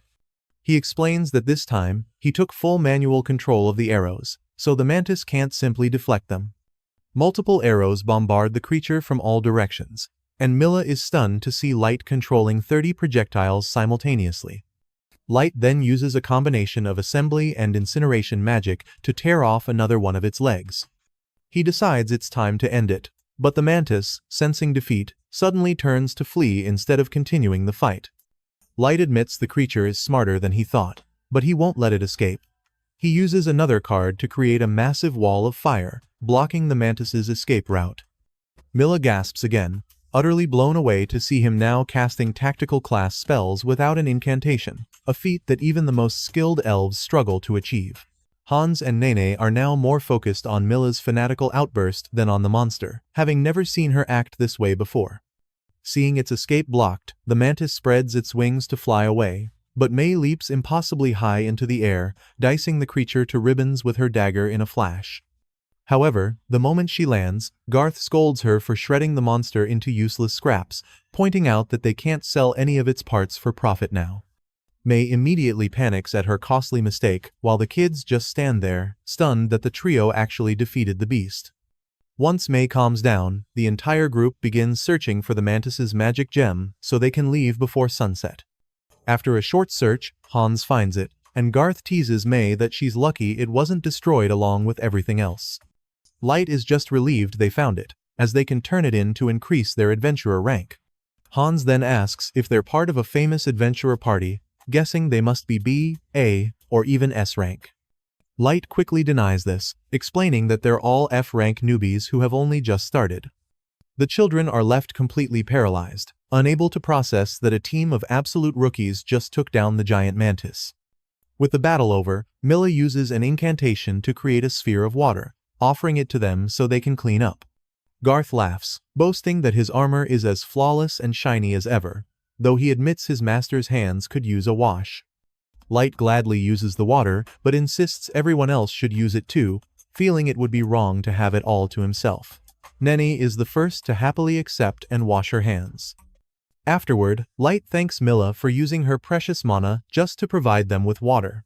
But Hans insists it's the least they could do after they saved their lives, and each of the kids properly thanks them. Hans mentions they are about to set up camp for the night nearby and invites Light's party to join them, offering their simple tent and food. Light hesitates, not wanting to be a burden, but Hans insists, pointing out that it's dangerous to travel after sunset and that his sister Milla is desperate to talk to him about magic. Hearing this, Light agrees to stay. As they eat dinner together, Light tells Milla that his parents were mages, which she says explains his incredible talent. Light compliments her in return, but she quickly dismisses it, saying she can't even perform chantless spells, let alone tactical class ones. Nine doesn't understand why that's so impressive, so Milla explains that there are 3 classes of magic. Combat class spells like Fire Arrow are for single targets. Tactical class spells, like the fire wall Light used, affect a wide area. And finally, strategic class spells are powerful enough to have a global impact, like causing tsunamis or calling down meteors. She explains that casting such spells usually requires a large group of mages chanting in unison. While races like Dragonkin, Elves, and Dark Elves can cast advanced magic with ease, it's a different story for humans. And yet, Light, a human, cast a tactical class spell without any incantation, a feat so unheard of it makes him a living legend. Garth and Momo nod in agreement, confirming she knows her stuff. Milla is visibly thrilled by the whole topic, but her brother Hans tells her to calm down. He admits he doesn't understand much about magic, but it's easy to see that Light is a kind-hearted gentleman. He then encourages Milla, reminding her she's talented enough to earn a recommendation to the Duchy's Sorcery Academy, and that one day, he's sure she'll be casting tactical class spells all on her own. Light asks if she's referring to the nation jointly established by all races, the Nine-Bound Duchy. Hans confirms, and Garth remarks that Milla must be a truly gifted mage if she could get into the most prestigious academy in the world. Despite her talent, Hans explains that they tragically lost their parents in an epidemic, so Milla was never able to attend. That's why he and Milla, along with their childhood friends Hans and Nenny, formed their adventurer party to make a living. However, their new goal is to earn enough money by exploring the dungeon to finally send Milla to the Duchy's Sorcery Academy. Hans and Nenny chime in, reminding him it's their dream too, but Milla tells them she's happy just being with them and doesn't want them to do anything reckless. Light smiles at their warm interaction, as it reminds him of his own younger sister. Because of this, he decides to reassure them, telling them everything will work out and he knows they'll succeed, especially with Milla's obvious talent. She thanks him with a sincere smile, and Hans then asks what motivated their group to become adventurers. Light shares that his own parents died in a house fire, and May adds that the incident left him with horrific burns, which is why they're on a journey to find a potion that can heal him. Garth explains that both he and May were heavily indebted to Light's parents, which is why they travel together now. The children fall silent after hearing their story, so Nine decides to change the subject, asking if Garth and May are dating. May immediately gets defensive, declaring her heart belongs exclusively to Light. They soon start their usual bickering, lightening the mood. Elsewhere, Minato is busy exterminating orcs, while the sage collects the samples he needs for his research. He explains it's all part of his attempt to overcome the growth limits imposed on each race, and the next step is to gather the main material for his experiment, humans. Weeks later, Light visits the guild to turn in all the magic gems they've collected. The receptionist is thrilled to see another massive haul, and the other adventurers in the guild recognize him as the one rumored to have defeated the giant mantis, now known as the Black. Meanwhile, May tells the receptionist that Light deserves to be S rank. After cashing in the gems, they find that even people outside the guild recognize them, and Light notes they've started drawing a lot of attention. As they're walking, two adventurers named Zubin and Gilbert suddenly approach Light, telling him that everyone in town is calling him the Black. May quickly gets defensive, but Zubin panics and clarifies they don't want any trouble. He's just heard they defeated the mantis and have even reached the 50th floor of the dungeon. Gilbert scoffs that it sounds like an exaggeration, considering how many years it's taken them to get that far. In an instant, May has her dagger to his throat, asking if he dares to imply her master is a liar. Garth steps in, asking what they want, and Zubin explains they were just trying to be friendly, and that they should know there are people rooting for them. After all, someone has to prove that humans can compete with the other races, and it'd be great if they could even surpass them and knock them down a peg. As they leave, nearby members of other races comment on how humans always say the most foolish things. A dwarf bets that the entire story about defeating the giant mantis is a complete fabrication, claiming it's impossible for a human to cast a tactical class spell without an incantation. Light's group can clearly hear the cruel remarks from the other races, so Garth says the only thing they can do is prove their worth through their actions. Light agrees, so they soon head back into the dungeon to descend to the 50th floor once more. As they travel, they notice Hans's party is also in the dungeon, so Light decides to go and say hello since they haven't run into each other lately. Hans mentions the dungeon is a massive place, making it hard to run into acquaintances unless it's by pure chance.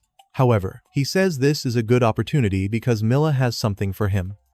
A bit nervously, she steps forward and hands Light a small gift as a token of her gratitude.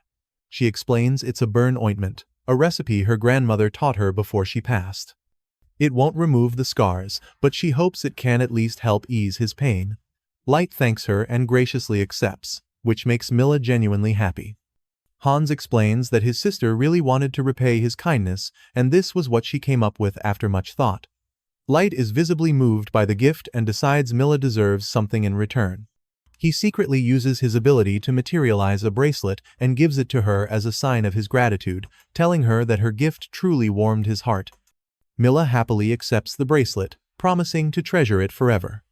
After they say their goodbyes, May asks Light if it was really a good idea to give Milla that bracelet, revealing he just gifted her the wish-granting bracelet. In her opinion, it doesn't seem like a fair trade for a simple homemade ointment. Light replies that he just thought it was perfect for her, and Garth clarifies that the item can make small miracles happen if one wishes for them strongly enough. This is why, he explains, Light chose that specific bracelet for Milla, a gesture that was both thoughtful and gentlemanly. May hates to admit he's right, so Garth just laughs and tells her she should be less materialistic and more spiritual. When they reach the 50th floor, Light tells Garth and May to handle hunting the Yetis they need, while he uses a teleportation card to return to the abyss where the maids await him. After Lila serves him some tea, Light informs her that the operation is proceeding smoothly. It's been a nice change of pace, as he's even made some friends and has been able to see some of the good that's still left in the world. Besides that, he asks for an update on the status of their revenge operations, and Lila informs him that they are very close and everything will soon be in place. Light tells her he can always count on her, remarking that it seems he didn't even need to come back. Lila thanks him for his kind words, and Light tells them to keep up the good work, giving them free rein to use any and all resources they need. He also tells Lila that he wants her to remain in charge of managing the abyss, which she readily accepts. Next, he tells Kuro that she is to continue exploring the ancient forest. Nezuna, feeling left out, excitedly asks what her assignment will be, but Light hesitates, knowing she isn't exactly suited for carefully structured plans. So, he simply tells her that he needs her to protect everyone while he's away, as there's no telling when an overwhelmingly powerful enemy might appear. As innocent as ever, Nazuna eagerly accepts, declaring that as long as she's around, no one will get hurt. Lila asks if she's truly satisfied with that, and Nazuna replies that she can't fulfill her main mission until the preliminary preparations are complete. Lila tells him she's aware and that she'll get everything in order quickly and flawlessly, because Light deserves nothing less. Light comments that he can hardly wait, as he plans to savor every second of watching Sasha's miserable face, so he's eagerly anticipating the big day. Elsewhere, Gilbert and Zubin are talking on the third floor of the dungeon while the rest of their party sleeps. Zubin remarks that the third floor rarely looks so picturesque, as it's usually completely shrouded in fog.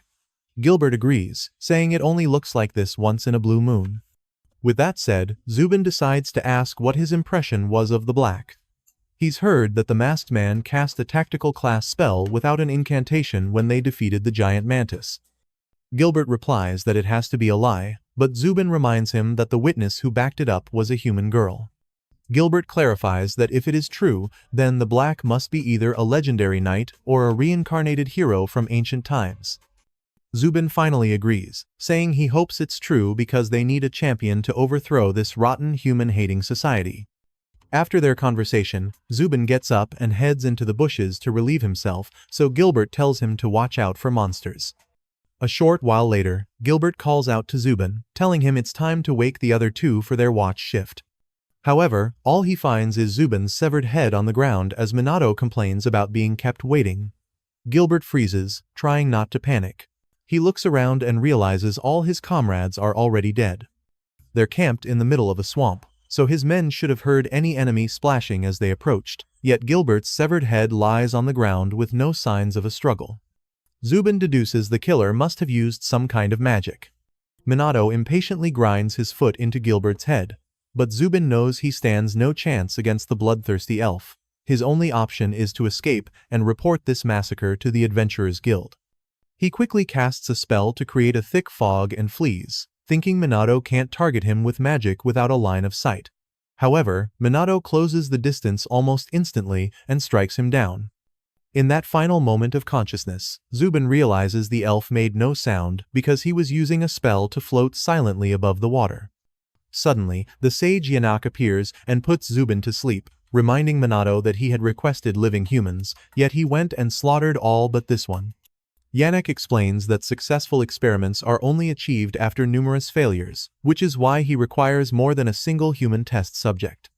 Minato casually promises to be more careful next time, but warns that any maggot who dares to defy him will be turned into mincemeat. Yanak coldly comments that even the most useless human trash can have value when it becomes raw material for his experiments, and that they will teach this scum the role they are destined to play in the grand order of the world. Sometime later, Mir storms back into the guild, demanding an immediate rank promotion for Light. The slightly flustered receptionist explains that while she understands Mir's frustration, they already made a special exception by promoting him directly from F rank to D rank just the other day. Mir scoffs, asking if that's the best they can do considering everything he's accomplished, but the receptionist reminds her of their established system. Unfazed, Mir argues that her master's greatness cannot be measured by their standards and that he deserves nothing less than S rank. The receptionist insists there's nothing she can do, as not enough time has passed since he registered, but she mentions that if he were to achieve another major feat, she might be able to pull some strings. Back at the inn, Light brings up a rumor about an adventurer killer on the loose. Although it might be a hoax, Elisa sees it as a perfect opportunity to rank up. But Mir points out that there's no information available as the suspect hasn't been identified. With that in mind, Elisa asks if Light could use his gift to pull a specialized card to help them track the killer. But Light reminds her that the gacha is completely random, doubting they'd be so lucky. Mir then suggests calling for reinforcements from the abyss, but Elisa dismisses that as a pointless effort. Light notes that this killer has only been targeting humans, so they can't simply let it slide. Just then, the three of them sense an approaching presence, and Light quickly dons his mask. Suddenly, a portal tears open before them, and to Light's shock, Mia falls out. He quickly catches her in his arms as the bracelet he'd given her shatters and falls to the floor. Visibly distressed in her sleep, Mia begins to murmur that she has to hurry and tell him what happened. Light uses magic to heal her body and decides to peer into her memories. He unleashes an RS rank hypnosis card, and the scene shifts to Mia's memories of the recent past, inside a dungeon. Some adventurers warn Helio and his party about the adventurer killer, noting that so far, all the victims have been human. Helio asks if they're sure it isn't a monster, but the adventurers explain that no monster can cast multiple spells with different attributes. Mia tells her brother they'd stand no chance if that's true, and the adventurers urge them to retreat and warn anyone who hasn't heard the news. Helio decides his group will leave immediately, saying they need to hurry as sunset is approaching. However, after walking for a while, he notices everyone is exhausted from the long journey that day. Night has already fallen, and they haven't even made it halfway, but Helio knows they can't risk camping out in the open. As they press on, they unfortunately run into Kaido and Anak. The siblings fail to recognize they are elves due to their concealing hoods. Mia innocently tells her brother that perhaps these two haven't heard the news yet. Helio informs them about the series of murders in the area by the adventurer killer, warning that it's dangerous for everyone, and they should consider leaving the dungeon like the others. Kaido quickly understands why the number of adventurers has suddenly dropped, and Anak thanks them for the information. And Anak comments that they should have put more effort into covering their tracks. Kaido replies that he never expected insects to react so quickly, and Anak admits that the Adventurers Guild is a more efficient machine than they gave it credit for. Utterly confused, Helio asks what they're talking about, but Anak simply complains about having to explain everything to humans. Kaido agrees as he unsheathes his sword, saying these worms are always as dumb as dirt. The moment he reveals his face, the adventurers freeze in fear, realizing he is the adventurer killer. Helio and the others immediately tell Mia to run, vowing to fight and buy her time. Kaido is easily irritated by this, finding it laughable that such vermin think they can stand against him, especially when they're so clearly outmatched. Completely enraged, Kaido swings his sword, opening a deep gash on Helio's chest, causing Mia to scream in horror. Jim and Ward immediately rush to defend their leader, but Kaido cuts them down just as easily. Mia is frozen in shock, but Ward manages to get back on his feet, telling her to run as far as she can. Hearing his desperate cry, Jim musters the courage to stand again. The two resolve to give their all to give Mia a chance to live, even if it means fighting a battle they are destined to lose. Anak tries to stop Kaido, but both Jim and Ward fall dead under his blade, making Mia scream again. With a sigh, Anak scolds him, reminding him that he can't use them for his experiments unless they're alive. But Kaido retorts that he already said he'd turn those worms into mincemeat if they dared to waste his time by fighting back. Besides, he clarifies, he left the girl alive. Anak concedes that female human mages are especially valuable, though the boys were also indispensable to him.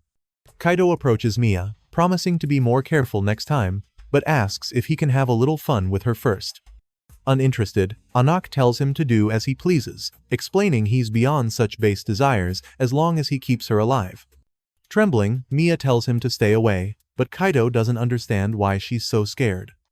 He tells her she's lucky that a future legendary hero like himself is willing to use her for his pleasure, so she should be jumping for joy. Mia is completely paralyzed with fear, but the sound of her brother's voice snaps her out of it. Against all odds, Helio manages to stand up, using the last of his strength to beg her to run. Anak is amazed by his tenacity, telling Kaido he must insist on capturing him alive, as he's a perfect specimen for his experiments. Helio knows he's practically dead already, but that doesn't matter. He must save Mia, no matter the cost. Despite his pain, he forces a gentle smile for her, asking her once more to run, to get out of there, and live a long life for all of them. Mia finally musters the courage to stand and run for her life, so Anak tells Kaido to hurry and capture her. Kaido is clearly irritated by his bossy attitude, but Anak also reminds him not to kill Helio. Kaido complains again, saying these worms are harder to catch than to kill. Helio begins to murmur, recalling Light's words that battles are about creativity and skill, so he has to use his head and make unexpected moves. Kaido has no idea what he's talking about, but Helio keeps repeating the lessons. Light had taught him and his friends that simply defending with a shield and attacking with a sword wasn't wrong, but it wasn't the best approach either. With those words echoing in his mind, Helio decides to do something brave. He throws his sword at Kaido as a distraction, and just as Kaido dodges, Helio transforms his shield into a powerful weapon and smashes it right into his face. Kaido falls backward, completely stunned, as it's the first time a human has ever laid a hand on him, let alone a mere child. Helio laughs down at him with a triumphant smirk. In an instant, Kaido's rage erupts, and without a second thought, he impales Helio with his sword. Anik is about to complain, but Kaido exclaims that no one gets away with striking his majestic face and vows to make him suffer a pain worse than death. Anik quickly stops him, telling him he must go after the escaped specimen because things will get complicated if outsiders find out what they've been doing. Kaido knows he can't argue with that, so he soon finds Mia and blocks her path with his swords. He tells her it seems she needs a lesson on how to behave in the presence of a future legendary hero.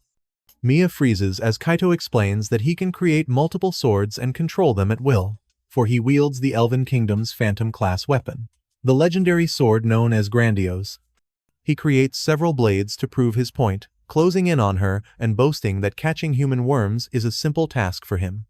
Maya quickly gets back on her feet, knowing she can't give up and waste the precious time her brother and friends bought with their lives. She uses her power to create multiple ice swords, but Kaido shatters them effortlessly. Mia keeps running, but he catches up to her in an instant, telling her it's time to give up and enjoy the glory of pleasing a legendary hero. Despite the situation, Mia shows no fear this time, telling him he's no legendary hero, that title belongs to people who are as kind as they are strong, like Light. She calls him a bully who only preys on the weak, which seems to strike a nerve with Kaido, reminding him of the bitter comments he received in the past, people saying that being a bully was all he was good for, that it was why he was kicked out of the White Knights, and that he deserved it for hitting his level cap. Suddenly, Mia calls him a coward. Kaido completely loses it and attacks her with multiple swords. Though escape seems impossible, Mia knows she cannot die there. She must survive, no matter what. Her brother and friends sacrifice themselves to give her this chance, so she has to reach Light somehow and tell him what happened. This intense desire activates the power of the bracelet, and that's how Mia manages to open a portal and reach Light. After witnessing the events, Light clutches the broken bracelet in his hand. While Mia is still asleep, he quietly departs with Mir and Elisa. Meanwhile, Anik uses healing magic on Helio, unwilling to waste such a valuable specimen. Kaido suddenly appears, desperately searching for Mia, thinking she'd return to save her friends. Anik can't believe Kaido lost her, scoffing that it's ridiculous for a former member of the White Knights to be outsmarted by a mere child. Kaido explains that she simply vanished into thin air and there was no way of knowing she had a teleportation magic item. Anik retorts that it's impossible for a human to possess something so valuable, but Kaido insists it's true. This means they're in serious trouble. If she reaches the guild and tells them what happened, the news will spread to the Elven Kingdom, and sooner or later, they'll find out Kaido and Anak stole Grandiose. Kaido's face contorts with fear at the thought, knowing the White Knights and their infernal captain will come after them. Anak reminds him that the captain is over level 3000, and all the knights under his command are in the 2000s, armed with weapons on par with Grandiose. Kaido starts to throw a tantrum, but Anak tells him he just needs to complete his research, and then Kaido will be able to break his level cap, solving all their problems. This instantly restores Kaido's confidence, and Anak suggests they find another place to finish their research. Just then, Light's voice cuts in, telling them they aren't going anywhere. Kaido recognizes him immediately, baffled how anyone could sneak up on a level 1500 like himself. Light ignores them for a moment to gently close Jim and Ward's eyes. Mir informs him that Helio is still alive, and his wounds have been treated, albeit carelessly. Anak didn't even notice when Helio's body was taken from his sight, leaving him as confused as Kaido. Light uses magic to fully heal Helio, wondering why anyone would do this. These kids stood firm in a world of terrible discrimination, working their hardest to make an honest living while supporting Mia's dreams. They didn't deserve any of this. Light knows it's too late to change anything, but he muses that under different circumstances, they all could have been great friends. He declares that he will make the two elves pay, but Anak counters that he's mistaken. After all, Anak was the one who healed Helio and saved him from death, so they can. Anak is shocked to see this, but Kaido desperately continues trying to strike him. Light barely moves as he blocks every single attack with his staff, ignoring all of Kaido's insults. Anik watches in disbelief, saying it's impossible for a human, let alone a mere child, to do something like that. Elisa watches the fight, completely unfazed, while Mir comments that the elf can do nothing but swing his sword in a rage. Already bored, Light sighs and knocks Kaido's sword with his staff, making him lose his balance. He remarks on how pathetic Kaido is and then punches him in the stomach, leaving him breathless on the ground. Anik panics as Kaido coughs, trying to recover. Light tells him he'd better try harder, or he might accidentally kill him. As Kaido struggles to his feet, he declares that no insignificant human has the right to mock him. Without hesitation, he uses Grandiose, launching several blades into the air, ready to strike. Kaido tells Light to cry and tremble, claiming this is the power of a Phantom-class weapon, the legendary Grandiose, and that Light will regret ever crossing him. Light swiftly dodges several attacks and admits it's a surprising amount of power, as the blades crash into the ground causing explosions and fire. Mir notes that all the blades have been enchanted with magic, and Elisa adds that each seems to have a different attribute. Still, they both know it's no problem for their master, so they simply watch from a distance as Light dodges the blades, admitting the attack has force, but not nearly enough. Kaido suddenly appears behind him, but Light easily blocks his sword with his staff once again. Anik can only watch the whole fight in horror.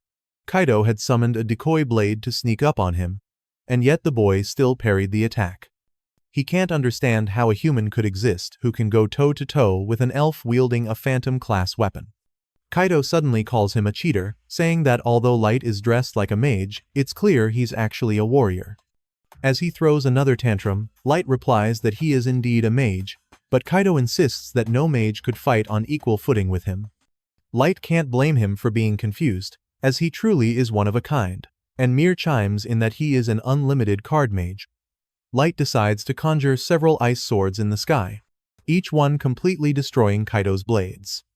The sight is utterly surreal for Anik, who can't believe Light is using Ice Sword to eliminate Grandiose's duplicates one by one, a feat that would require magical power far superior to any elven mage. This whole scenario should be impossible. Kaido continues to attack him desperately with Grandiose, but Light uses Ice Sword as a barrier and asks if he's done with his tantrum. Despite the clear power difference, Kaido only grows more enraged with each passing second, claiming that the Master of Old received Grandiose as a gift from the heavens, making it a sacred sword that surpasses all others. Light immediately freezes and asks if he knows the Master. Kaido just laughs, saying of course he does, because he was born with the blood of a master in his veins, which is why they call him the Sub-Master. He proudly proclaims himself to be far superior to them in every way, right down to his genes. After processing this, Light wastes no time, telling Gold and Mumu there's been a change of plans. They're now taking these guys to the abyss, as he intends to extract all the information they have directly from their brains. Gold and Mumu immediately obey his command and get into a fighting stance, but Yannick is not intimidated at all. He clarifies that he is merely a scientist, so battles aren't his forte, and that there's only one thing he can do in this situation. Yannick simply snaps his fingers, and two grotesque figures grow behind him in a matter of seconds. He proudly presents the fruits of his labor, hybrids of humans and monsters. He explains that the one on his left was fused with a special type of rock lizard that lives on the Dark Elf Islands, and the one on his right was fused with a troll they collected near the dungeon. Light's expression changes to shock as he realizes he recognizes the face of one of the monsters. It's Zuleban, the adventurer he met before. Gold and Mumu notice it too, with Gold commenting on how inhumane it is. But Yannick simply calls it incredible, explaining that fusing different species into these hybrid forms is the key to overcoming natural growth limits. However, they require multiple humans to stabilize, which is really the only problem. Yannick states his goal is to create an unstoppable, unparalleled force, which means he needs many more specimens. Light's patience wears thin as he listens to Yannick insist that there is no duty more sublime and noble than his, because he is blessed and guided by heaven itself. Tired of his nonsense, Light bluntly tells him to shut up. Yannick retorts that his genius is too much for such an insignificant human brain to comprehend. Light remains calm and simply asks Mumu and Gold to release those poor people from their misery. also telling them not to let Yannick escape because he has many questions for him. They immediately get on guard, and Yannick, knowing they've left him no other choice, says he'll have to educate them in a way their weak minds can understand. Through a practical demonstration. With just a wave of his hands, he sends his monstrous hybrids to attack, but Gold and Mumu easily knock them down. However, Yannick smirks and warns them it's too soon to declare victory. The hybrids quickly get back up, and Yannick tells them they'll have to do much better than that to kill his creations. The monsters immediately lunge to strike, and as Light tries to speak, Okido attacks him, reminding him that he's his opponent and can't get distracted. Light dodges the high-speed attacks while Mumu tries to take down one of the hybrids with multiple slashes. After a few seconds of trying without success, she backs away and admits this is going to be tricky. Gold asks her where her usual confidence went, and Mumu retorts that she could ask him the same thing, but Gold assures her he's just warming up. Just as the monster reaches them, Gold attempts to split it in half with his sword and then blocks a blow with his shield. Yannick simply mocks them, calling them brainless idiots and saying there's nothing they can do, so they should just admit defeat, promising he'll be especially delicate when he experiments on their bodies. Mumu is disgusted, and Gold says he doesn't want these poor people to suffer any longer than necessary. For once, she agrees, and they both use their special abilities to give them a dignified rest. Mumu uses certain death, and Gold uses judgment flare, but Yannick just laughs and reminds them that his hybrids are unstoppable, so they can't be killed no matter what they do. Yannick stops talking immediately when he notices his hybrids are no longer moving or regenerating. He rushes over to the bodies, now engulfed in eternal flames, wondering what's happening, and starts to panic, saying something like this can't be happening. But Mumu simply kicks him in the groin and tells him that's enough. He instantly collapses, foaming at the mouth, and Gold tells her she might have gone a bit too far. Mumu disagrees, saying with disgust that now she'll have to buy a new pair of boots. Meanwhile, Light is still toying with Kaido, effortlessly dodging all of his desperate attacks. Light reminds him that he was the one who insisted on fighting, so he doesn't understand his frustration. Looking up at Light's face completely enrages Kaido, who immediately gets to his feet and raises Grandiose, vowing to pulverize him into nothing. The sword begins to glow with immense power, and Kaido warns him to be afraid, as this is the ultimate form of Grandiose. Light dodges the attack with ease, quickly understanding that Kaido has enchanted the blade with multiple types of magic. Kaido gets frustrated and tries to strike him repeatedly, but Light keeps dodging every move. He notes that the blade's size and speed increase as it stretches and bends uncontrollably, becoming less like a sword and more like a magic-powered whip, but it's still nothing he can't handle. He admits it's a flashy technique, but Mumu assures him it's nothing compared to Light's. Kaido tries to finish him quickly, but Light even looks bored midair as he effortlessly dodges. He says it's an interesting technique, but all flash and no substance, like Greninja's final attack in the Kalos League. The only thing getting hurt in this battle is Kaido's pride, who desperately begs him to stop dodging his attacks, claiming he'd be mincemeat if the sword hit him. Hearing this, Light decides to indulge him and finally stops, opening his arms for the attack. Kaito's fury ignites as he charges, telling him he'll regret his arrogance. He strikes him head-on with the full force of Grandiose, but his victorious expression quickly vanishes when he realizes Light's shoulder has simply stopped his blade. Light smirks and tells him to keep going if he wants, so Kaido panics and strikes him again and again in desperation, wondering how he's still alive against the legendary Holy Sword. As if that wasn't enough, Light simply shatters the blade with his bare hand, and both Gold and Mumu know it's all over. As Kaido tries to process what just happened, Light punches him in the gut, and then kicks him in the face. Kaido panics at the sight of so much blood coming from his nose, but Light tells him he still has questions for him, so he won't kill him just yet, at least not until he's suffered enough to beg for death. Right after he says those words, Kaido does something unexpected. He kneels and desperately begs for his life, asking for forgiveness and saying he doesn't want to die. He explains that he comes from the Elven Kingdom and was once next in line to become captain of the White Knights, so he'll tell him everything he needs to know and even give him Grandiose. Light asks if he's really just giving up after all that hype about being a legendary hero. He doesn't understand why he's no longer fighting, mockingly asking what happened to never giving up and fighting through adversity. No matter how adverse the circumstances. That's what a true hero does, just like how Helio, Jim, and Woody charged at him to protect Mia, even knowing they stood no chance. Light throws Grandiose at Kaido, telling him he'll give him another chance. He wants him to fight, and if he manages to even scratch him, he'll let him go. Light finally removes his mask, telling him to show what a future legendary hero is capable of, wanting him to push past his limits and show what he's truly made of. Despite this fake second chance, Kaido simply backs away, crawling in horror and trying to escape immediately, saying it's impossible, as he desperately tries to flee this nightmare. Light unleashes a solar ray card and shoots one of Kaido's legs, causing him to fall instantly. As he writhes in pain on the ground, Light approaches him and says Mia was right, because he's no legendary hero, just a gutless coward who runs away. After he's done with Kaido, Light returns to the bodies of Jim and Woody, saying he'll bury them in the abyss since this area is infested with monsters. He wants them to rest in peace, knowing that they will ensure he and Mia survive. Kaido and Yannick remain on the ground, not even daring to try and get up, but Yannick asks where they are going now. Mumu steps on his head, warning him that nobody said he could talk. Light tells them they're coming with them because he has many questions for them both. Kaido keeps apologizing nervously and asks for mercy, but Light simply regrets not having been harder on them back when they first met, using teleportation to take them to the abyss, leaving both Kaido and Yannick completely confused and terrified.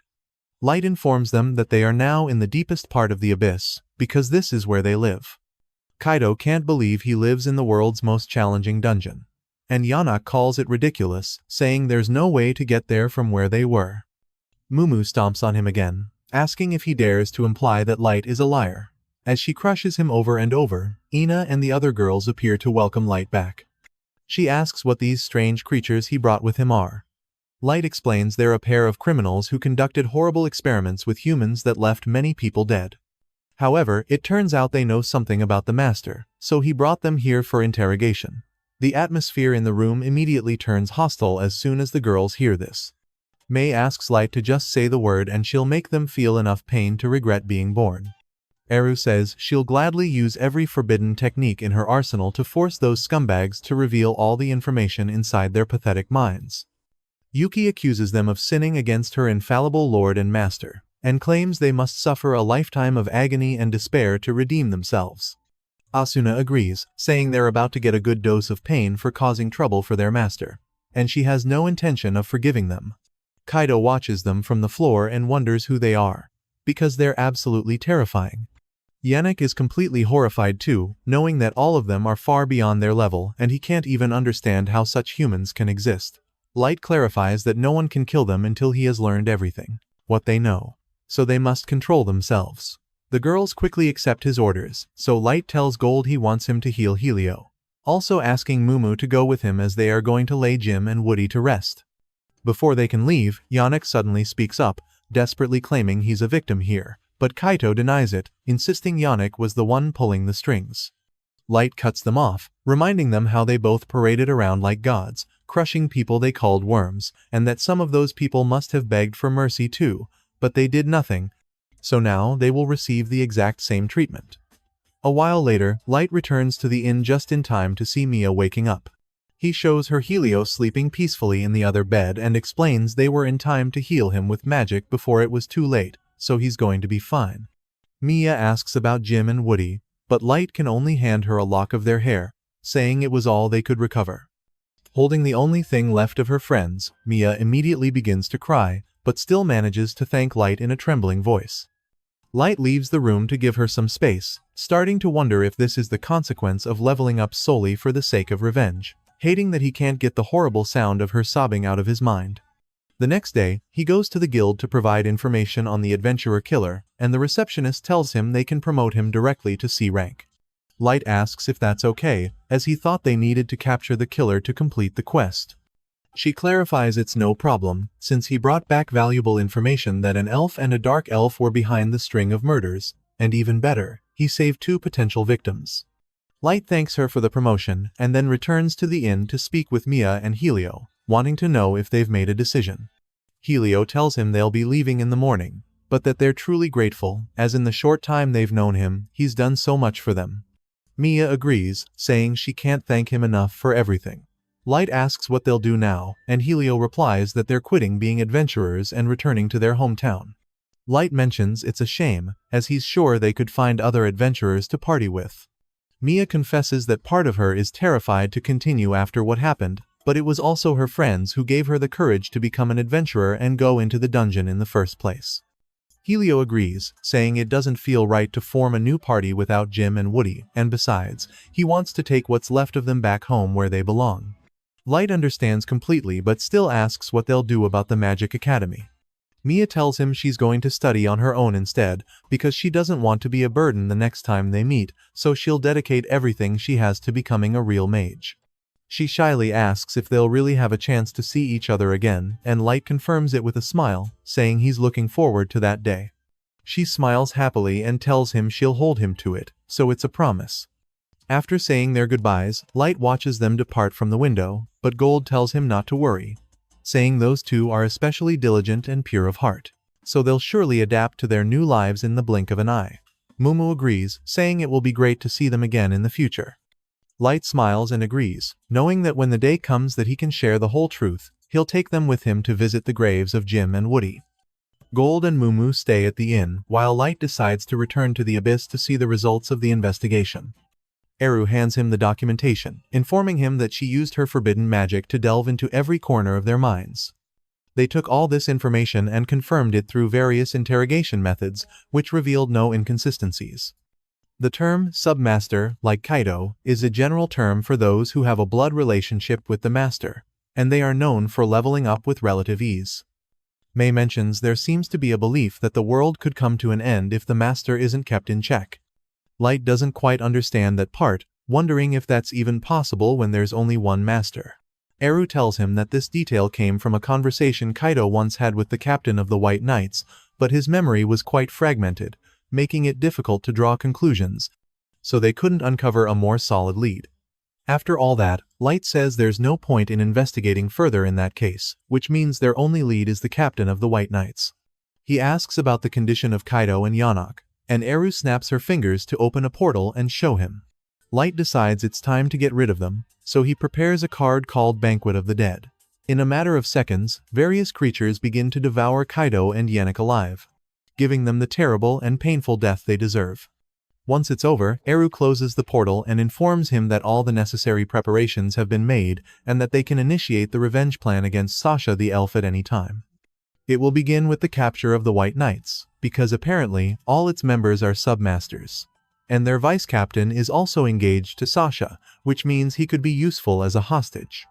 Light praises their diligence and gives the order to set the plan in motion immediately. Meanwhile, we see Sasha and her fiancé Michael laughing as she tells him how pathetic the look on Light's face was after she shot him in the leg with an arrow. The two talk about how much they enjoy it when humans beg for their lives with the most horribly pitiful expressions right before they kill them. Sasha is completely smitten and agrees with everything her fiancé says, and Michael tells her how happy he is to have met her. As she happily enjoys her time by his side, Light sets everything in motion, seeing that their long-awaited reunion is near. Her face was quite euphoric when she betrayed him, but Light wonders how much Sasha's face will sink into despair when she begs him not to kill her. Sometime later, Sasha is seen riding in a carriage, still basking in the joy of her recent date with Michael, but as she internally scoffs at the uselessness of humans, she suddenly catches a glimpse of Light disappearing into a dark alleyway, which sends her into an immediate panic as she jumps out of the carriage to chase him, desperately trying to convince herself that her eyes are deceiving her because there is no way he could have survived the abyss. After sprinting to a dead end with nowhere for anyone to hide, she momentarily feels relieved thinking it was a hallucination, but that relief shatters when she turns around to find a note on the wall signed by Light, commanding her to meet him at the tower, causing Sasha to scream in terror as she realizes that her entire new life, her adoption by account, her reward money, and her engagement to Michael was built on the lie of killing Light, and now he has returned to ruin everything. High above on a nearby rooftop, Light and his subordinate observe her mental breakdown, and while Light declares that the moment has finally arrived, his companion requests permission to handle Sasha personally, promising to etch deep pain and suffering into her being as punishment for betraying, abusing, and ridiculing their master. Meanwhile, in another location, two elf children named Nia and Kia are gleefully playing a cruel game with a bound human slave, betting on who will kill him first by throwing knives, while nearby, Sharpheart, a member of the White Knights, toys with a human woman named Socha, enjoying her skin while ignoring her distress caused by the slave's agonized screams. Sharpheart chats with Captain Hardy about the self-proclaimed hero Kaido, who failed to steal a legendary sword and was beaten by a human, complaining that the higher-ups might force them to clean up Kaido's mess, and although Musty insists they must take responsibility, Sharpheart dismisses him as too uptight. However, the conversation is interrupted when the children pierce the slave's ear, prompting Hardy to order them to kill the human immediately because the noise is ruining the mood. To which Musty coldly adds that for the White Knights, humans are merely weak creatures suitable only as temporary pets. However, ultimately, Must argues that what humans truly need is the blessing of mercy delivered by their impeccable blades, explaining that for such weak creatures, existence is nothing but pitiful suffering, so granting them a swift and beautiful death is actually an act of kindness. Sharpheart mocks him as a prude and warns that his mindset will eventually backfire. But before the argument can escalate, Captain Hardy paralyzes everyone with a single word, emitting an aura so intense that even a passing bird drops dead in midair. And with everyone terrified, he orders Nia and Kia to cease their torture because it dulls their battlefield instincts, while also telling Musty to abandon his moralizing. Sharpheart immediately understands the assignment and explodes the slave's head with a casual wave of his hand to end the distraction. And while the children dispose of the body, he feigns gentleness to send a terrified Socha back to her room, promising to join her later. Once she is gone, Hardy warns him against diluting their noble bloodline, noting that the ancient master blood found in the White Knights is rare and hasn't appeared in millennia. But Sharpheart assures him he has no intention of creating half-breeds. He simply revels in the hilarity of watching human women get their hopes up before he inevitably betrays and kills them for the thrill. Hardy then prepares to leave, stating that royal orders regarding the cleanup of the former member Kaido's mess are imminent, and they must brutally restore the order's reputation to ensure no one dares tarnish their queen's name again, while elsewhere that night, the tranquility of the city is shattered when a massive magic circle created by El appears in the sky, instantly erecting a colossal tower that interrupts Sasha's sleep. With the construction complete, El declares that the stage is set, and Sasha, watching the colossal tower from her balcony, realizes with dread that Light is waiting for her there. Meanwhile, the sudden appearance of the tower has caused high-level monsters to block the roads, leading to incidents like an elf driver abandoning a carriage of enslaved human children in terror, which forces the kingdom to issue high-reward quests for information that few dare to accept. Light is pleased by the commotion, but while waiting to register, he and Nemumu are accosted by two arrogant high-level elves who try to solicit Nemumu, claiming she is too high quality for a human party. However, after Nemumu asserts her loyalty solely to Light, Light swiftly ends the confrontation by casting a silent thunder arrow that shatters the ground, revealing their identity as the formidable Black Multi-Party and causing the awestruck crowd to retreat. As Gold notes that their plan to boost their reputation is working perfectly, the scene shifts to the wilderness where a group of heartless elves forces an exhausted human girl to act as monster bait, rationalizing that she is cheaper than their safety, only for their plan to backfire instantly when a massive beast looms over them, dripping saliva onto the unsuspecting elf just before attacking. The remaining two elves stand paralyzed with shock as they watch their companion get gruesomely devoured, and it isn't long before they suffer the same grisly fate, leaving the human girl trembling in hopeless terror until the monster inexplicably leaves her be. Just as she thinks her nightmare is continuing with the arrival of a group of intimidating men who claim to have found great loot, the leader surprisingly pours a potion over her to heal her wounds, insisting that they cannot allow her to remain in such a disheveled state. And they proceed to give her shoes, a walking stick, and water, treating her with unexpected care before sending a message bird to their superior, Aoyuki, to report another rescue. Meanwhile, at the tower, El approaches Aoyuki to check on the operation, noting that this is Aoyuki's first time controlling multiple monsters on the surface simultaneously. And while Aoyuki responds with her usual carefree feline sounds, El anxiously wonders if they are truly executing Light's orders correctly, speculating that this entire situation might be a test of their moral standards and emotional intelligence designed by their master. El considers warning the others to avoid making any fatal errors, but Aoyuki suddenly breaks her silence to tell her not to worry, sparking a philosophical debate, where El argues they must understand Light's intentions to serve him best, while Aoyuki retorts that they only need to be exactly what he expects to live, fight, worship, and die for him, and that anything beyond total utility is irrelevant. L dismisses Aoyuki as being content with being a mere pet, but Aoyuki counters that seeing L attempt to comprehend the will of their god makes her want to kill her, causing the atmosphere to turn deadly as L darkens and questions if Aoyuki stands a chance against her, to which Aoyuki coldly suggests they conduct an empirical study on what happens when two beings of their level clash and threatens to end her right there. Aoyuki threatens to end L right then and there if she refuses to yield to Light's desires. But just before their clash can begin, Aoyuki's subordinates interrupt to report that the delivery is complete and the human girl is safely with the other children, prompting the girl to express her gratitude while Elle admits her worries were unjustified and departs, satisfied that the conversation gave her a profitable glimpse into her comrade's true mindset. That night, Sasha agonizes over Light's invitation in her room, realizing that the level 100 monsters surrounding the tower make it impossible to reach alone. Yet knowing she cannot ask the White Knights for help without revealing that Light survived. Despite this dilemma, she resolves to reach the tower at any cost to deliver the final blow that will seal Light's fate forever. The following day, the Elven Council convenes to discuss the mysterious tower, where the Chancellor proposes immediately deploying the White Knights to crush the unknown threat.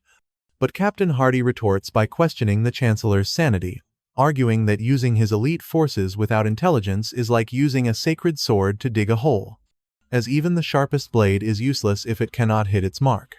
As the tension between the reformist and conservative factions mounts, Queen Leaf intervenes to end the argument, siding with Hardy by ordering an increase in reward money to gather information first rather than rushing into battle.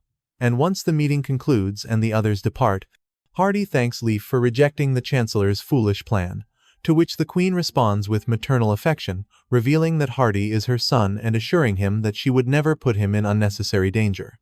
Hardy acknowledges that the Chancellor is merely biding his time to abolish the monarchy, yet Queen Leaf remains unbothered, asserting that no political rival poses a threat so long as her courageous son stands as her protector. Instead, her true concern lies with the mysterious tower, fearing it might be the first domino in a chain of events that could topple their empire. She reasons that while the Archdemon will inevitably fall to the might of the Eight Nations Alliance, that victory will give rise to a hero, an entity exclusive to the human race. And since there is a high probability this hero will possess the powers of a master, they must be prepared to either win him over or eliminate him entirely. Sometime later, as Light strolls through the market accompanied by Gold and Namumu, his voice catches Sasha's attention, prompting her to confront the group immediately. Although Namumu and Gold instinctively prepare to defend their master, Light orders them to stand down. Sasha demands to see the face beneath the disguise, and when Light politely declines by claiming the mask hides gruesome burns, she dismisses his excuse with cold indifference and slaps him across the face, knocking the mask away to reveal his identity. Flashing back a few minutes, Sasha is being escorted by a pair of level 300 elves, and though she knows they have a decent reputation as adventurers, she's not entirely convinced of their usefulness until, while walking through the market, she hears Light's voice, and the color instantly drains from her face. Sasha doesn't hesitate to confront him, and while Light knew there was a chance of running into her, he didn't expect it to happen so soon. For 3 long years, he hasn't forgotten for a single second how she betrayed, belittled, and tormented him with that smug, grating voice.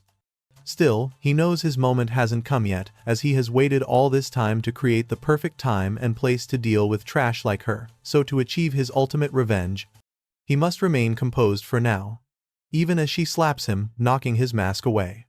To Sasha's shock and disgust, when Light's mask falls, his face reveals a horrific burn mark, just as he had claimed, causing her to recoil in absolute revulsion as she demands he immediately cover his hideous face. Light simply retrieves his mask as she walks away, utterly disgusted and remarking that he'd be better off dead with a face like that. May contains her fury, but Light seems satisfied, explaining that the illusory burn scars he created using the jester's mask worked like a charm, and he thanks his companions for not intervening. The group ventures into the forest, only to be followed by the same pair of elves, who are now seeking revenge. Light calmly warns them to stop their pursuit unless they wish to die, which only enrages them further. Light picks up the pace, leading them to a rendezvous point, but finds no one waiting there. Surprisingly, the 2 elves manage to catch up, boasting that he can't escape them.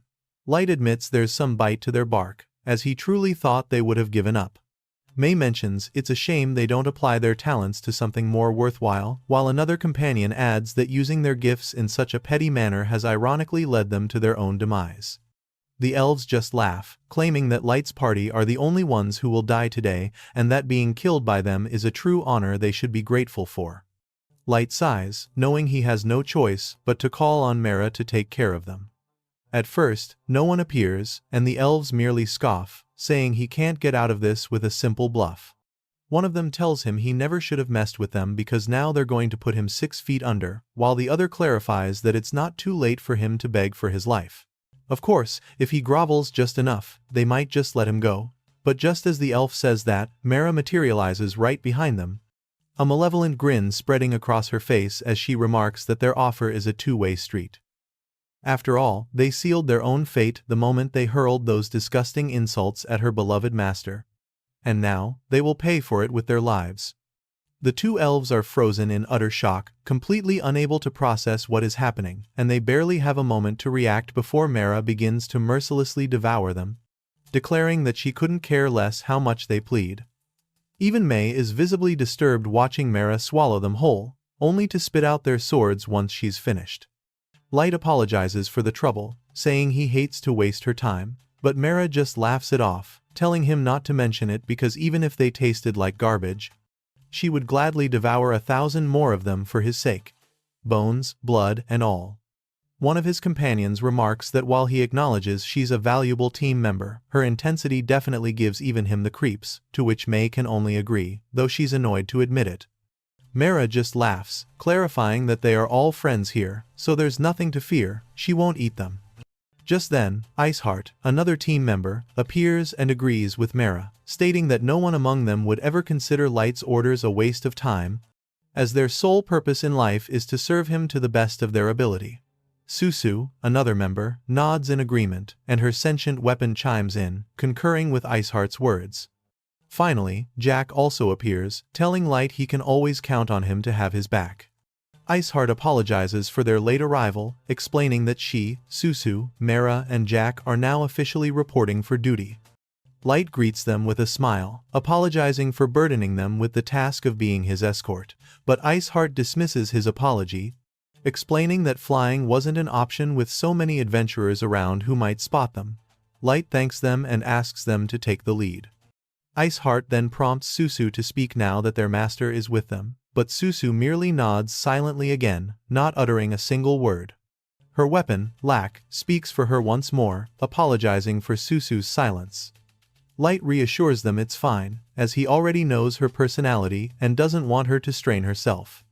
As the full team finally begins to move through the forest, a companion mentions his surprise that Jack even bothered to join them, to which Jack clarifies that he has to abide by the bro code and couldn't just stand by while Light was out there working his tail off. Besides, he would never leave his buddy Light hanging.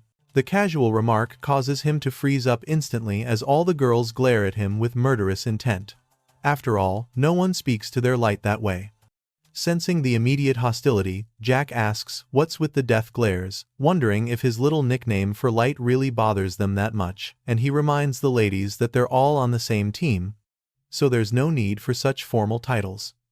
The girls remain on the defensive, so Jack presses on, telling them that their insistence on maintaining strict etiquette is only putting Light on a lonely pedestal, and if that's what they want for him, they'll have to settle it with their fists right now. Light immediately intervenes, telling Jack to back down since he can't just pick a fight with everyone, and he asks the same of the girls, reminding them that he and Jack have an understanding, so they need to stay calm. The girls have no choice but to agree, though it does little to clear the tense atmosphere in the group. Setting that aside, Light decides to talk to Iceheart, remarking that it's been a while since he's seen her fully equipped with her gauntlets, as he's used to only seeing her in a maid outfit back in the abyss.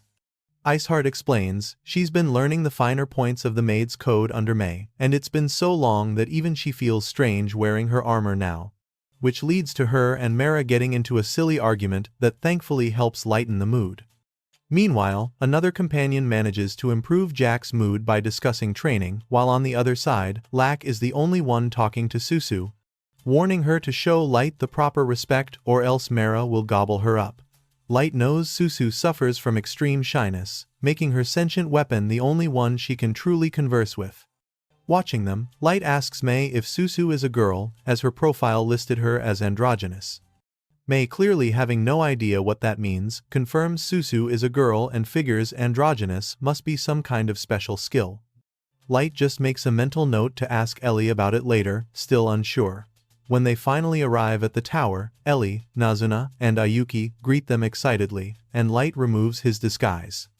Ellie leads them inside the massive structure, explaining that while nothing is activated yet, the interior is fully furnished with her magical enchantments and technology she rebuilt by analyzing the Abyss's dungeon core, making it completely impenetrable to any external interference, be it magical or physical, so he can rest easy here.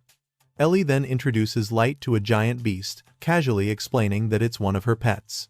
She explains the beast is a pet she summoned specifically to help execute the plan, further revealing that the top floor of the tower has been converted into a grand wedding hall to host the main event. The group then teleports to the area, where a throne awaits Light, and everyone kneels before him as he takes his seat. Ellie takes the opportunity to brief him on the details of Operation Vengeance on Sasha, explaining that while May provided the foundation for the plan to congratulate Sasha on her royal wedding by serving her a dish of revenge, ice cold she added a few unique touches of her own. Since the White Knights are renowned as the Elven Kingdom's strongest warriors, she's arranged a series of battles against them to test their own forces.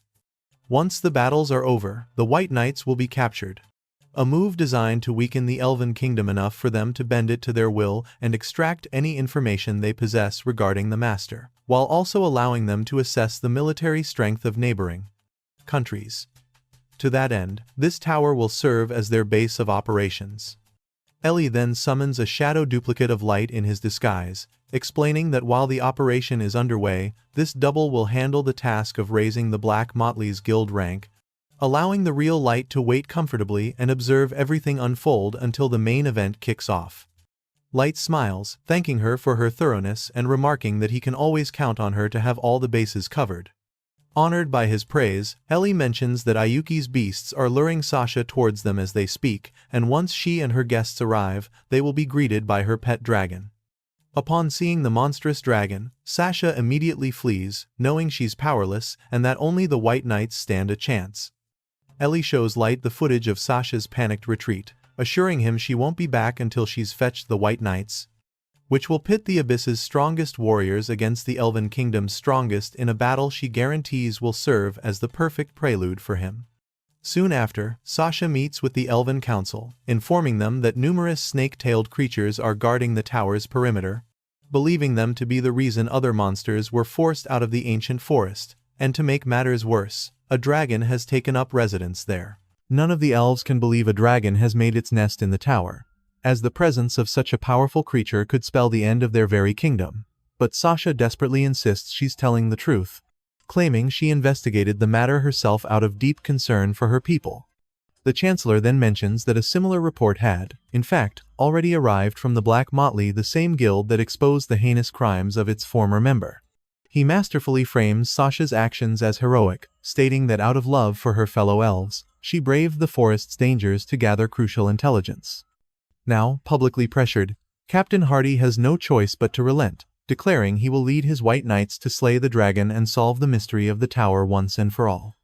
Of course, Sasha cannot allow them to discover the truth about Light, so, after the meeting, she petitions the Chancellor to join the dragon-slaying mission. He reassures her, revealing he had planned for her to go all along, praising her brave actions, but adding a condition. She must borrow a special item from her father's collection, as someone of her level would otherwise be nothing but a hindrance to the White Knights. Knowing exactly what he means, Sasha goes to her father to ask for the favor. The next day, she meets with the White Knights, where Hardy briefs them to follow Sasha's lead to the tower. Charjade immediately questions her readiness, warning her not to get cold feet, but Sasha confidently tells them to trust her, assuring them she can guide them safely. Hardy defends her, reminding them she's level 500 and that he will protect her if anything goes wrong. Charjade has no choice but to accept, though Mia and Kia immediately start gossiping that the Chancellor himself ordered Sasha to join and that she even borrowed an item from her family's treasury, all due to her political connections. Overhearing them, Charjade sighs, wishing they wouldn't drag their political baggage into field missions. As they enter the forest, word reaches Light that everything is proceeding according to plan, and he asks how Sasha is performing. Ellie provides a close-up of Sasha, confirming she is working diligently, and praises how smoothly everything is proceeding, noting that her master is never disappointed. Light's hand trembles uncontrollably, unable to contain his sheer excitement as he eagerly anticipates the twisted expression that will soon contort Sasha's face. As the nights advance, Charjade's skepticism about their path is quickly dismissed by Sasha's confidence, pointing to markers she left behind, but in her haste, she trips, only to be swiftly caught by Hardy, whose gentle warning earns him a smitten look from Sasha, much to Charjade's disgust at their fairy tale romance. Upon reaching the tower, Ayuki unleashes her beasts, and Hardy overrules Charjade's suggestion for a frontal assault, insisting their priority is the dragon and they should wait for the hired adventurers to create a diversion. Right on cue, two distant explosions draw the beasts away, clearing the path for the group to storm the tower. As they enter, Hardy casts his signature spell, Silence, enveloping the group in a mentally taxing barrier of absolute quiet that instantly shows Sasha why he earned the moniker, Hardy the Silent. Convinced her plan is unfolding perfectly, Sasha marches forward to find and eliminate Light, blissfully unaware that she is the one walking directly into a meticulously laid trap. Back in the command center, Ellie informs Light that the time has finally come for him to enjoy the show. Impressed by her unwavering confidence, Light agrees, likening the impending clash to an exquisite appetizer before the main course as he leans back to watch the events unfold on the live feed. He watches as the White Knights confidently charge into the tower, shrouded by Hardy's silence spell and certain that their stealth is absolute, but none of them see it coming as they step onto a hidden magic circle that activates in an instant. In a flash, the entire squad is scattered, each member teleported to a different, isolated section of the massive tower. Charjade finds himself alone, instantly realizing they've sprung a teleportation trap, while Hardy, who was teleported alongside Sasha, understands his forces have been completely divided in a perfectly executed ambush. Meanwhile, Light waits patiently on his throne, allowing Sasha to make her way up to him at her own leisure. After all, this entire party was arranged just for her. Michael informs Sasha that they've fallen into a teleportation trap, sent to another location with no sign of the others. Although Sasha asks if they're still in the tower, Michael admits he can't be sure, knowing only that the one clear path is upwards. As he urges her to follow him up the stairs, Light waits patiently above, pleased to see his plan unfolding perfectly and telling her to wait just a little longer because his grand gala of vengeance is about to begin. Elsewhere, Nia and Kia find themselves together, completely disoriented and wondering if they're on the tower's first floor after being caught in the same trap. But they know their first priority is to regroup. Before they can move, Ice Kid and Mara emerge from the shadows and calmly approach. Mara laughs at the sight of them, calling them two sweet little snacks and saying this won't be much of a fight, wanting to handle it alone, but Ice Kid reminds her of her manners, saying it's rude to hoard all the prey. The boys stare in disbelief, asking if they were really just called prey, and Nia demands to know who they are. Mara coolly responds that they are their opponents, more or less, clarifying that the elves aren't nearly strong enough to pose a real threat.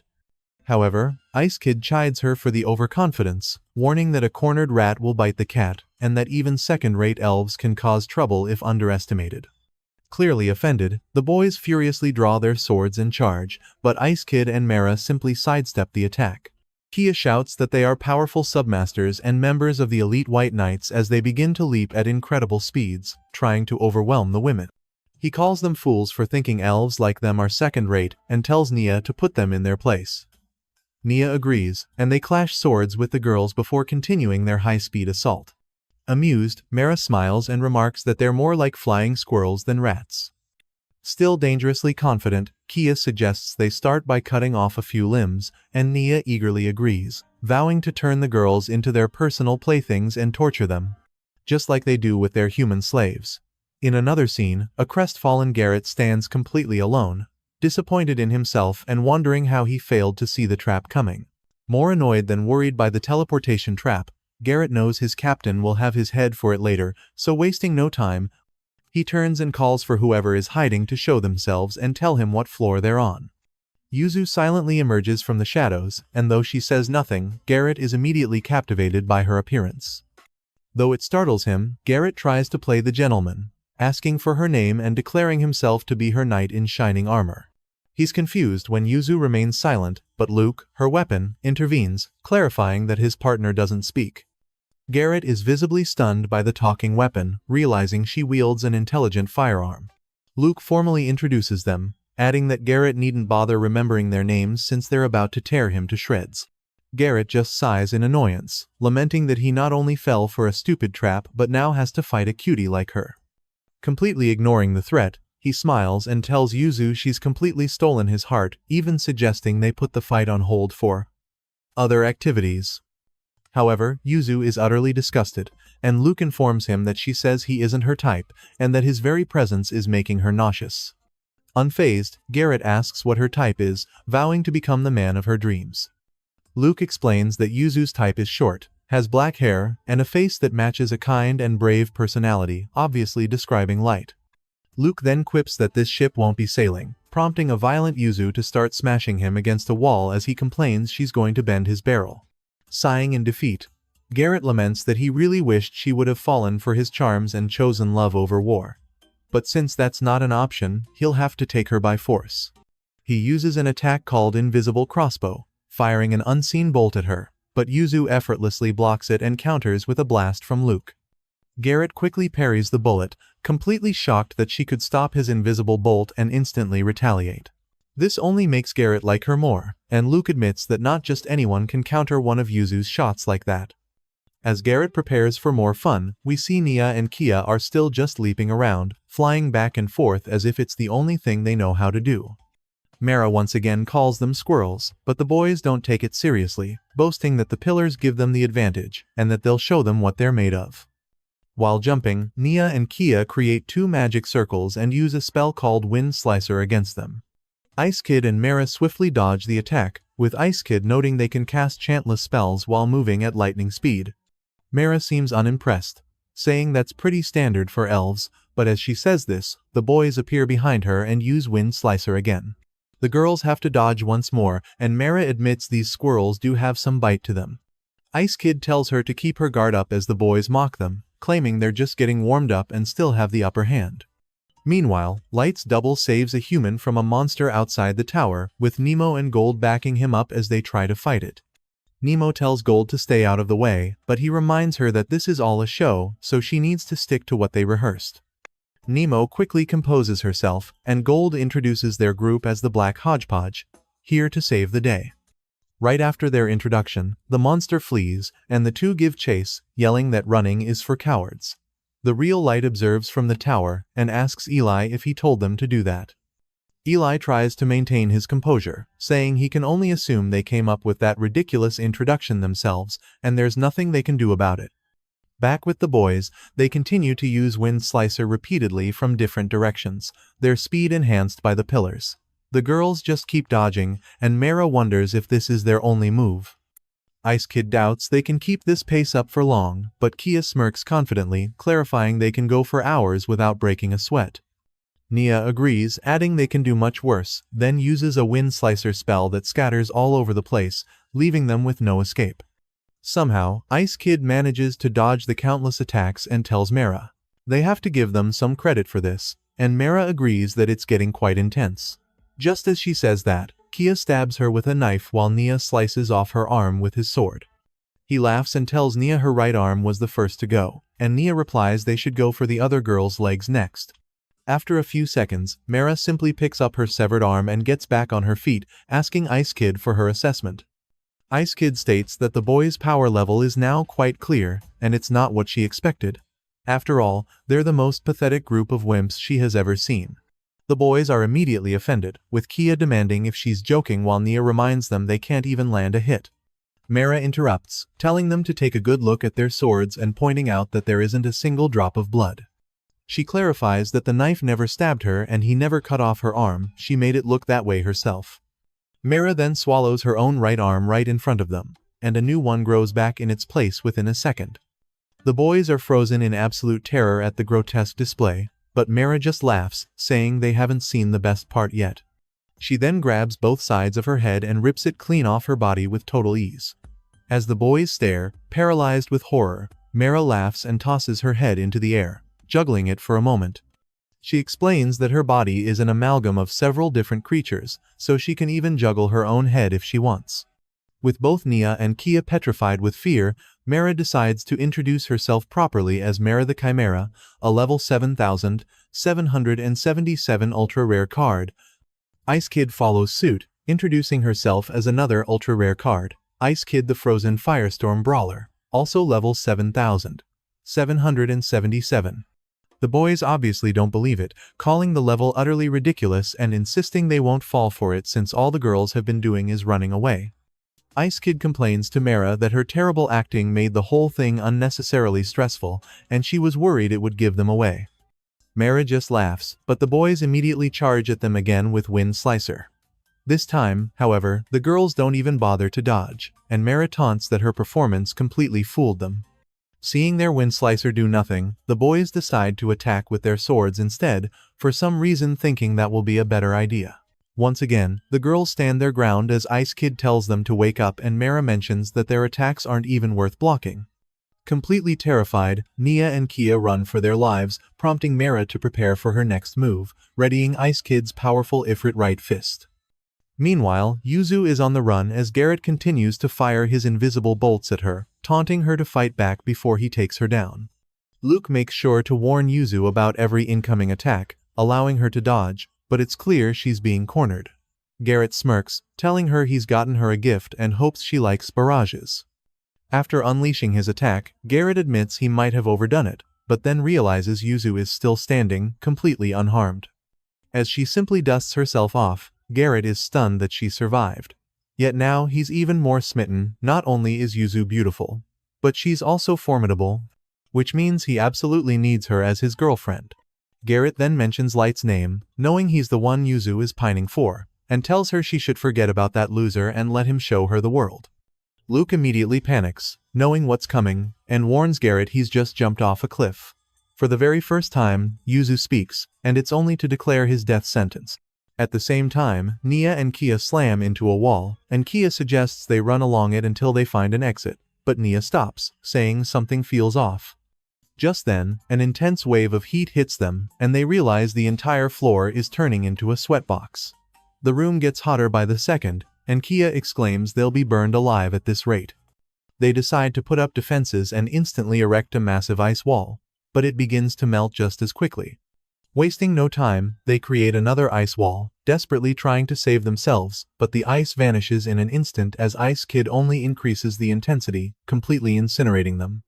Meanwhile, Yuzu keeps repeating the same word over and over as she fires into the air, creating a massive cloud of bullets. Garrett watches with a horrified expression, knowing something like this is impossible to dodge. Luke grows worried and tries to tell her to calm down, but Yuzu is beyond reason.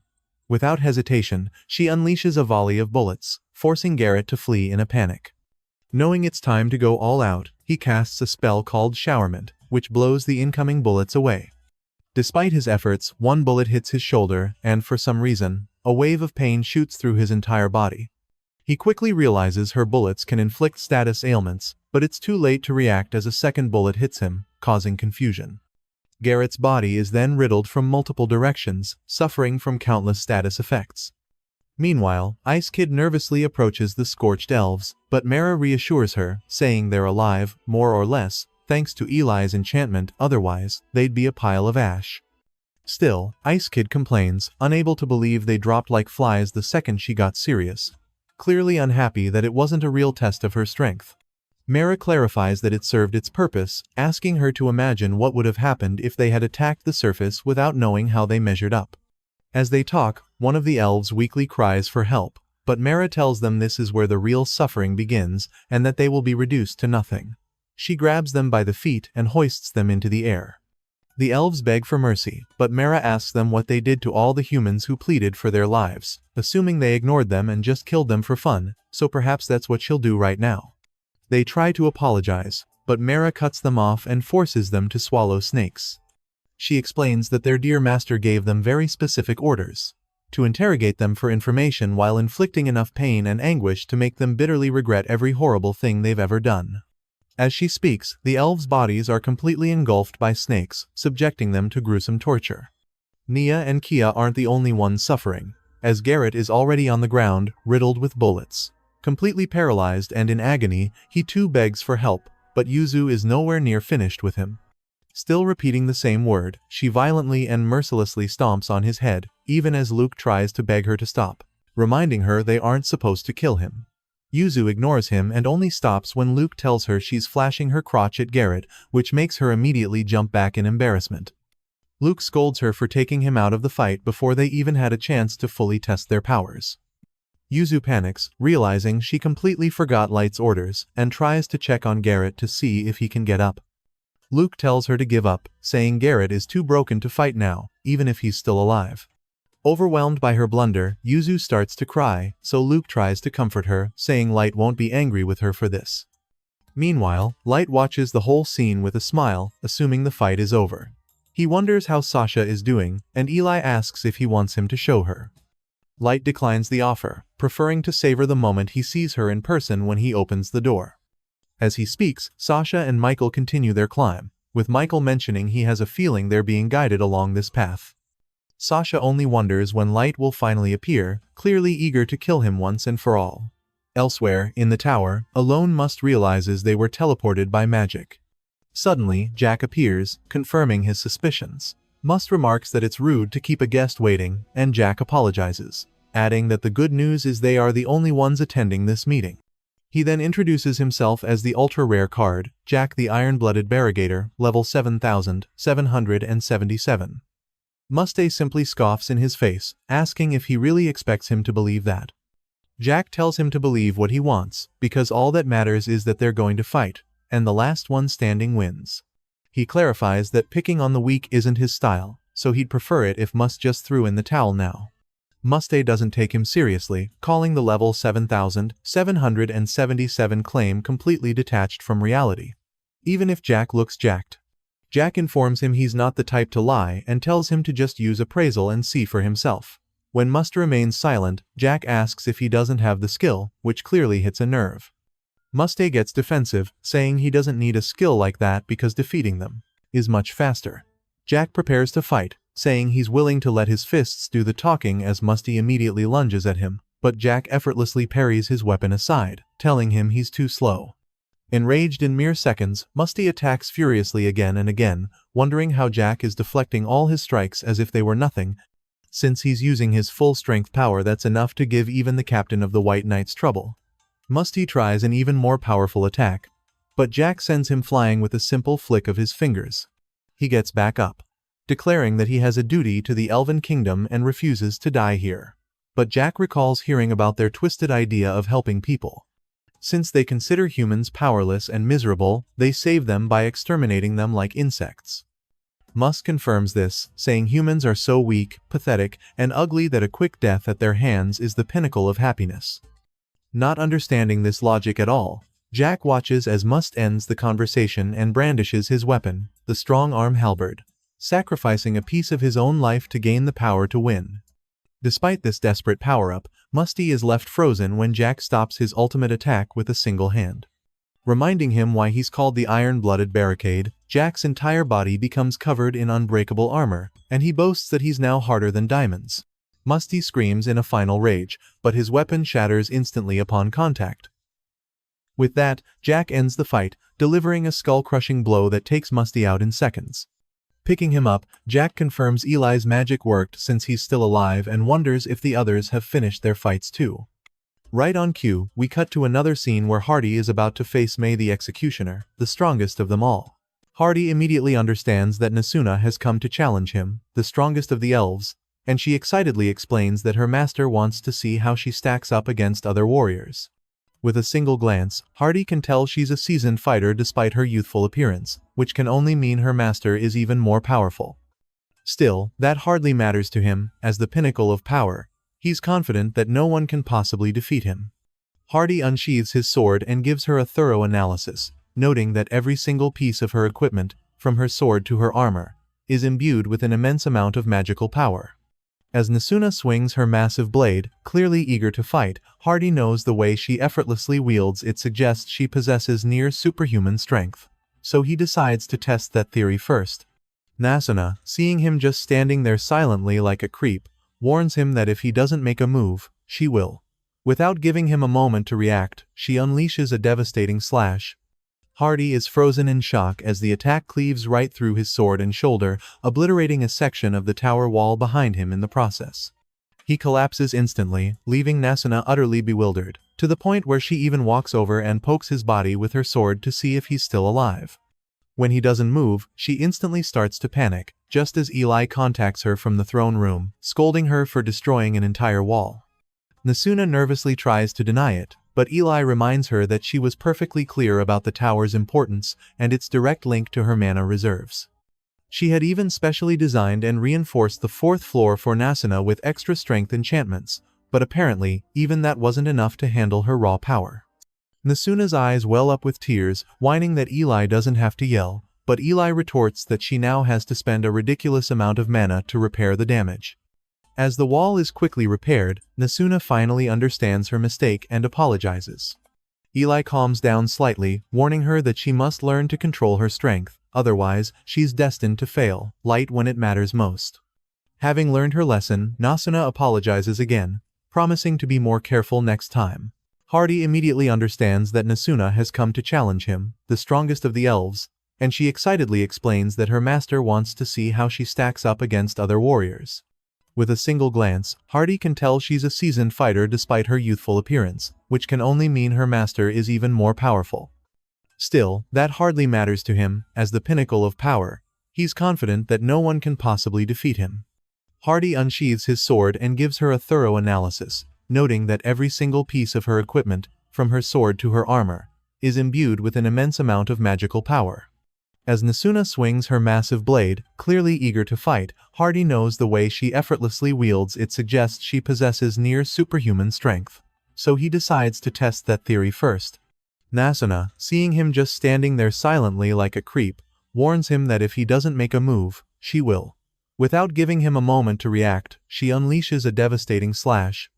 Hardy is frozen in shock as the attack cleaves right through his sword and shoulder, obliterating a section of the tower wall behind him in the process. He collapses instantly, leaving Nasuna utterly bewildered, to the point where she even walks over and pokes his body with her sword to see if he's still alive. When he doesn't move, she instantly starts to panic, just as Eli contacts her from the throne room, scolding her for destroying an entire wall.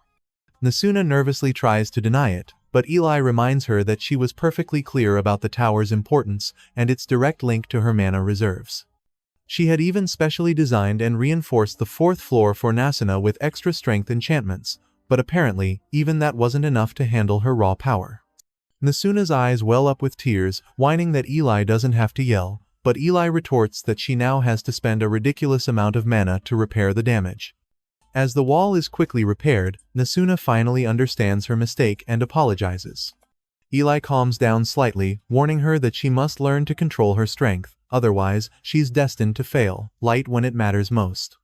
Having learned her lesson, Nasuna apologizes again, promising to be more careful next time. Nasuna is just happy she managed not to break the wall this time, clarifying that her earlier hesitation was simply her trying to control her immense strength, proudly declaring she can hold back as long as she doesn't use her sword. However, Eli is anything but pleased, and when Nasuna nervously points out the wall is intact, Eli explains that when she said not to break anything, she meant not to cause any damage that requires a massive and wasteful drain on her mana to repair.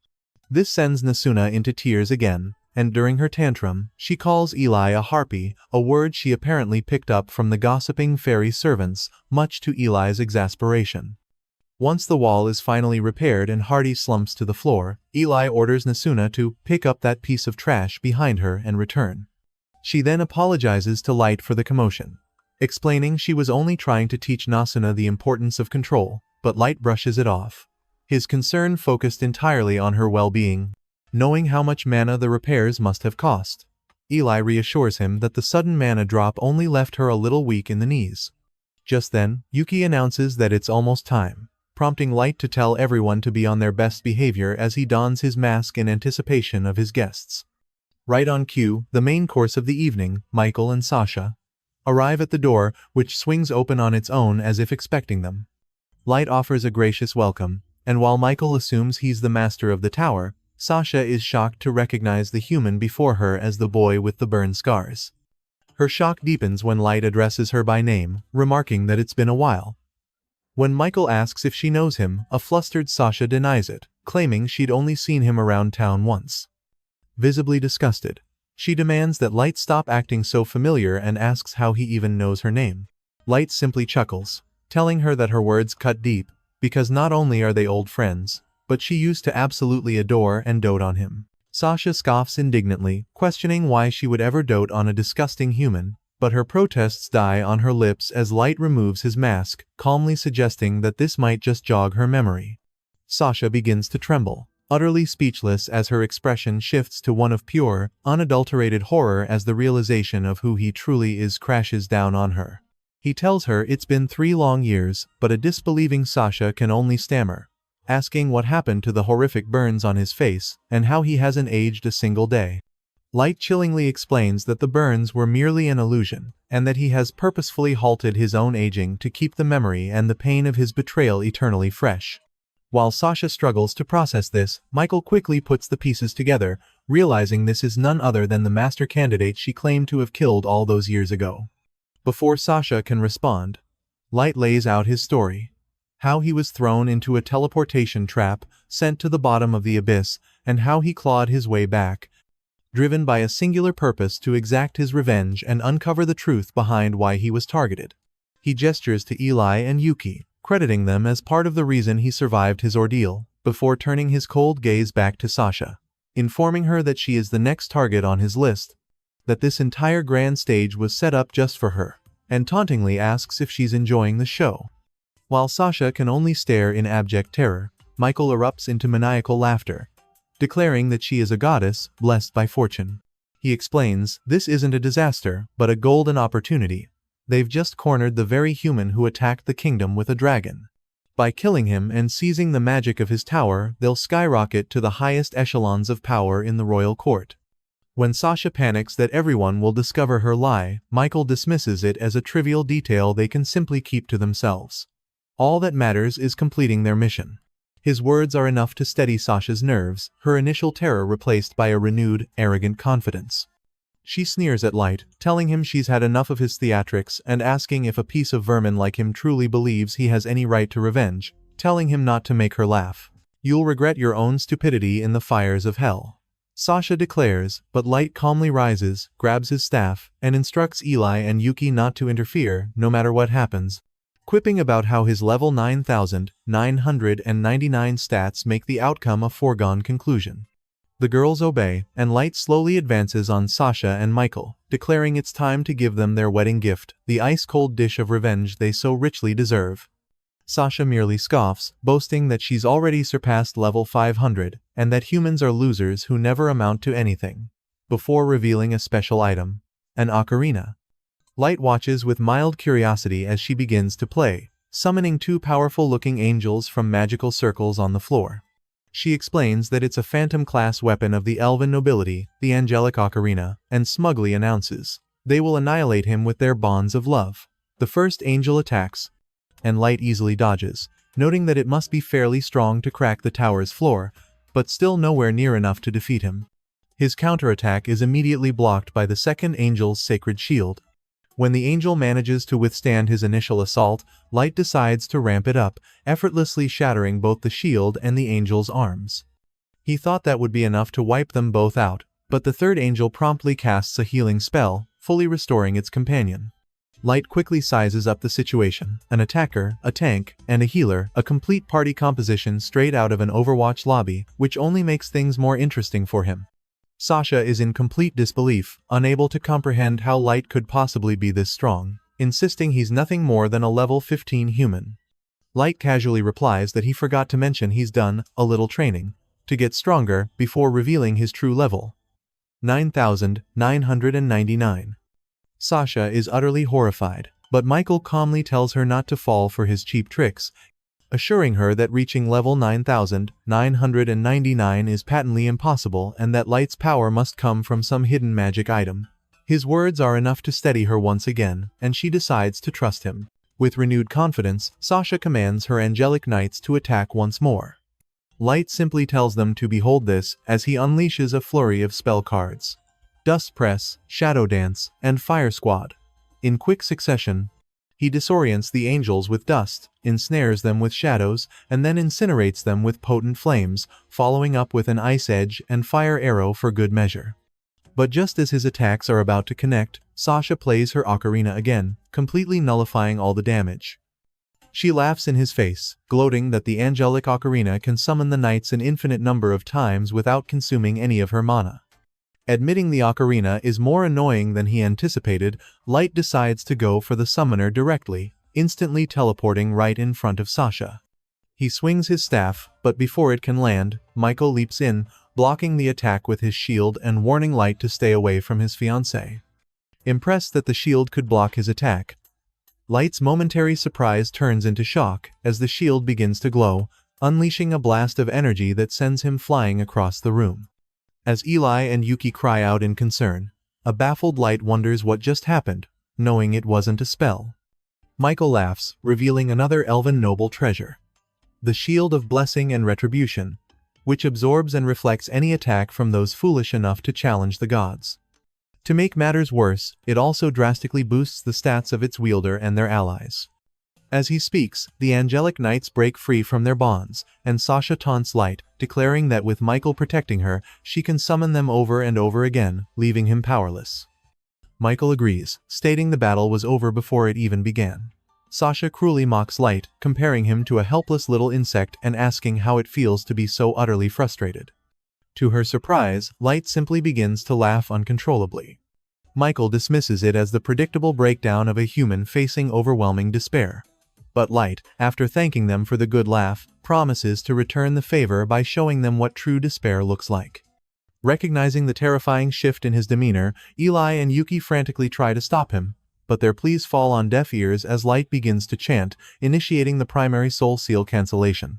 As the primary soul seal cancellation is initiated, chains erupt from 3 portals around Light, but using the code 9999, he shatters them instantly, unleashing an even larger magic circle from which he activates an extra rare card, Goddess Queen Gimel. His mask instantly morphs into a new, terrifying form, radiating a dark and overwhelming aura as he simply tells his guests to sit back and enjoy the show, as they're about to be served the full-course menu of despair. As he slowly advances, Sasha is frozen solid with fear, prompting Michael to scream at her to make the angels attack. Snapping out of it, she orders her knights to dispose of the monstrosity, but when the lead angel charges, Light doesn't even bother to move as its weapon shatters into pieces the moment it touches his staff. At this, the angels begin to pray for protection, and Light scoffs that even angels can beg out of fear.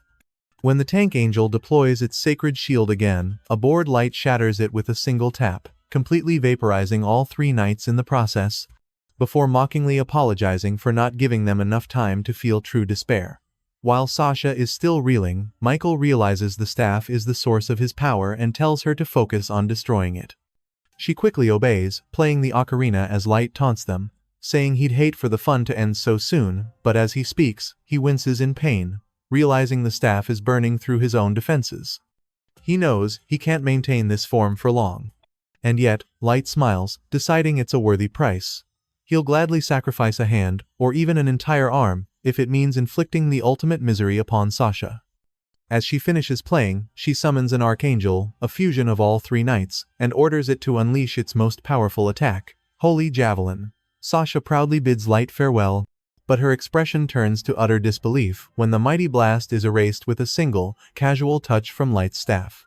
He smiles, asking if she really thought she could kill him with a cheap trick like that. Sasha's face drains of all color as she frantically orders the Archangel to fire again at maximum power, but the result is exactly the same. Light continues his slow, deliberate walk towards them, contemptuously brushing away the angel's fallen feathers as if they were dust and asking if they're finished yet. Realizing nothing is working, Sasha finally breaks, panicking and screaming at him to stay away, calling him a monster. She tries to mount a desperate defense, but Light simply laughs in her face, taunting her to try harder and warning that she'd better stop him before he rips her guts out.